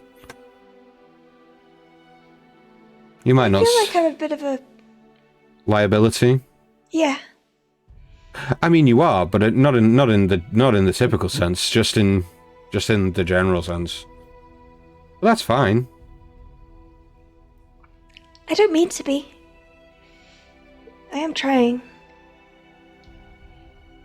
Don't take it to heart, Kiria. You're learning. You're finding out who you are, and along the way you'll stumble. You'll even fall. You'll even float above the air. I don't know what that was about, but we'll get to that later. I floated? Yeah, it was so weird, like, at least 3 or 4 feet from the ground. Anyway, I digress. Like, you're going to stumble, you're going to fall, you're going to lose your way. And he kind of, like, looks around and kind of averts your gaze to your friends. He goes, as long as you got people around you that care about you and you care about them, it doesn't matter. But not you, though, right? No, of course not me. You know, if you fall, I'll probably laugh. And kind of you see another smile crack across his face. And you can tell he's trying to keep things light to... Yeah. I mean, you really do get the impression that this guy is extremely concerned, but is just trying to mask every ounce of concern with humor as such, but it's not working. You can see right through it, and he just kind of looks at you and goes, "What's wrong?" I need answers, and I think I need to speak to Mor and Essin. Who are they? Sorry. My mums. They're not technically my mums, but they're basically my adopted mums. Okay, sure. I not told you about them. Oh, you're going to love them. I think the Essen's going to adore you. Are they like you? Moore is not. Then I probably won't like her. And he kind of like smiles and he just goes, I'm joking. If you need answers and you need them from them, then we can go and get them. I am worried about them. I haven't been able to see them since this initially kind of happened. Okay, well... You know, the running from the law and... Well, look. Yeah. I mean this in the nicest possible way, but you're in no fit state. Not now. Not today. But... because you're the one I like the most in the group, and... Knew it! How about you write a letter? And I'll deliver it for you tonight. That would be great. Thank you. And if you ever just want to talk, get things off your chest, I'm a great listener. Or so I've been told. I think you and Eddie have that in common. Quite a few things in common, actually. Yeah, it's weird, right? Yeah, it's really weird. It's kind of cool, though. Yeah, I like him. me too. Kinda. Look, you need to get some rest. Stop. Where are we sleeping? Oh, so Thalia is a friend of mine, and this is a... It's hard to explain. We're still in the city, but we're not in the city. It's really difficult to try and explain, and I don't think I have the capacity to do that right Virgil now. mentioned it was an extra planar dimension. That could be it. I don't really know. It's like I said, I haven't really got the mental capacity to do that right now. I'm exhausted myself, and today's not the day. No. Look, we need to get some rest. We've got a hell of a busy day tomorrow, but why don't you go get yourself settled somewhere, write that letter. I'll come and see you in a bit, and I'll deliver it for you tonight, okay? Thank you, Finian.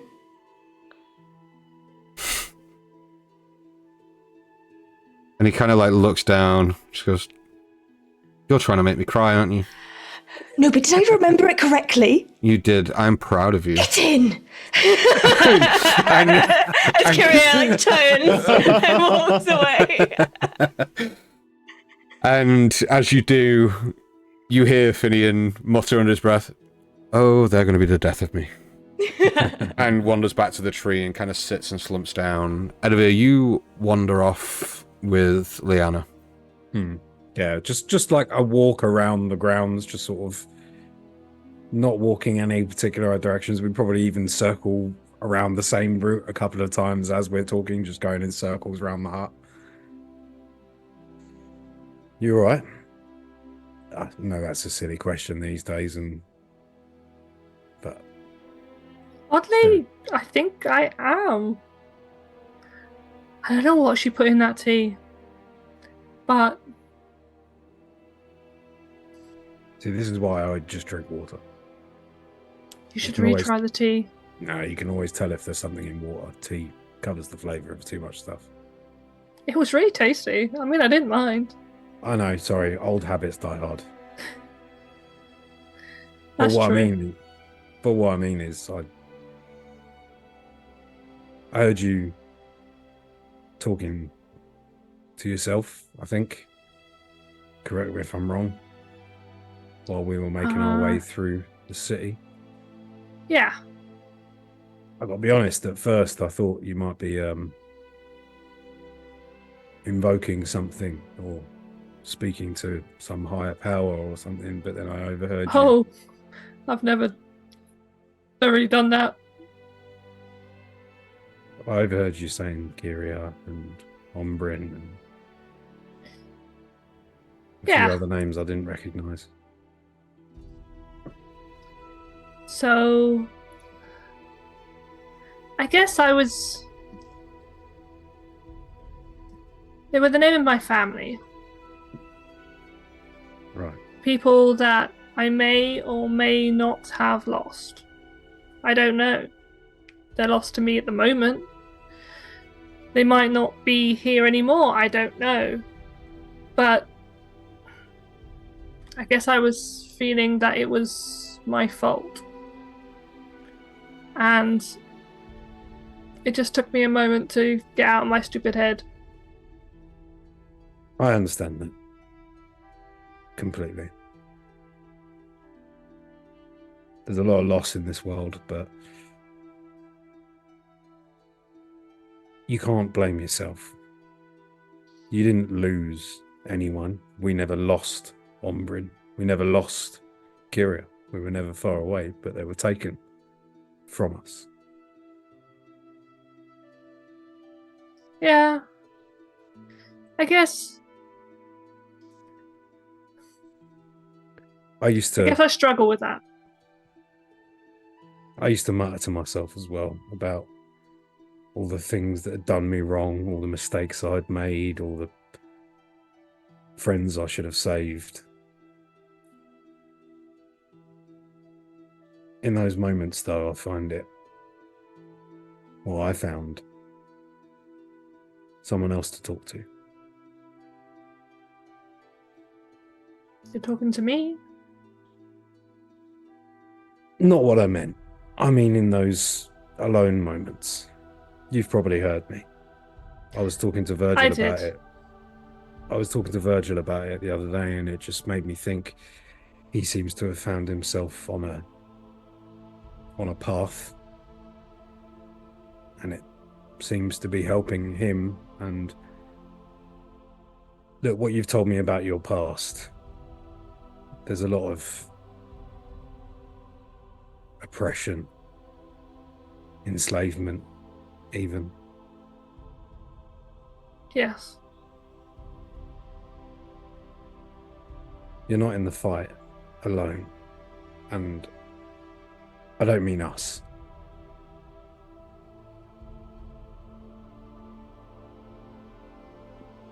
I don't like, putting ideas in people's heads, but there is some might say God, some might say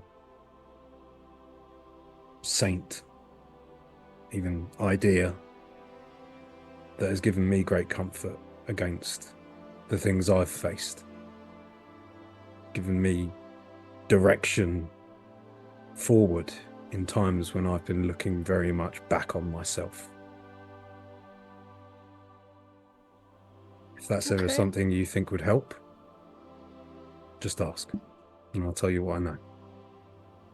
I mean, I've never really... It's not that I don't believe there are gods. I mean, I do believe there are gods. I don't know if I ever... It's hard to explain. Is it that's not for me? Or I'm not that type of person that they would be bothered with? I don't really know. Well, there are gods for everything. There are gods for, feasts. There are gods for harvest. I could get down with the feast gods. There are gods for war. Milani is different.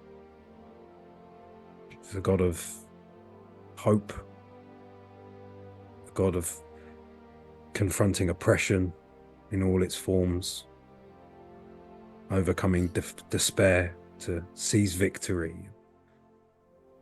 never abandoning those in need. That actually... And I can see why you might have thought of me. And look, I'm no man of the cloth. I've seen a few temples in some of the cities I've been to, and a lot of them are sort of boring old dusty crones. But you don't have to be that to have a faith. You can just carry it with you. And in the times where you feel the need to talk to someone, but talk to no one, that can be someone to talk to. As you finish that sentence, all of you hear a very distinct sound of cannon fire. Oh, shit. There's a... echoed with the crescendo of horn blasts. The raven stands from the tree and looks. You all stand and look at each other's eyes. The raven turns to all of you. Move now! Follow me! And runs directly back towards the main tree. Do you all follow? I not only follow, but I try to sweep up Kiria. Yeah. And if it's allowed, I throw them onto my back. Well, Kiria's willingly was actually looking for some faster means of travel and just kind of clambers onto your back, ready to willingly do that. Yeah. Yeah. Edivir is following everyone, but he's having only known cannon fire to come from airships. He is scanning the canopy for any breaks in the canopy so he can see the sky. There does not appear to be any. You all gather, you race at speed towards the exit. The raven, almost instinctually, whack with the hood up, straight through the tree.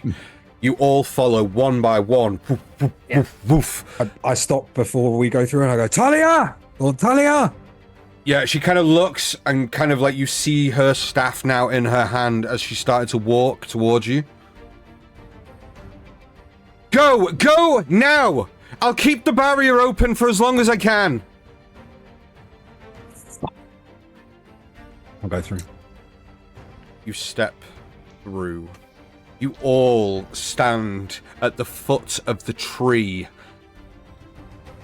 You hear the gasps, an audible from the far reaches of the city, giving you the impression that all its residents now out on the street as you look up in awe and trepidation as you see a majestic fleet of airships. Ooh. At its forefront of this armada, you see a colossal airship carved from dark mahogany, inlaid with gleaming silver runes that sort of pulse with arcane energy. You see that its figurehead, a fierce phoenix with wings spread wide, almost glowing as if alive. You see the ship's sails, this intense pitch of deep blue and embroidered with the golden sigil of House Solasta that catches the sunlight and shimmers. You see that there are 10 to 15 airships all above the city of Windmere. You hear the horns crackle and pierce the sky around you, the very ground beneath you vibrating ever so softly. The raven goes, "Fuck." It's already begun. And that's where we're going to end tonight's session.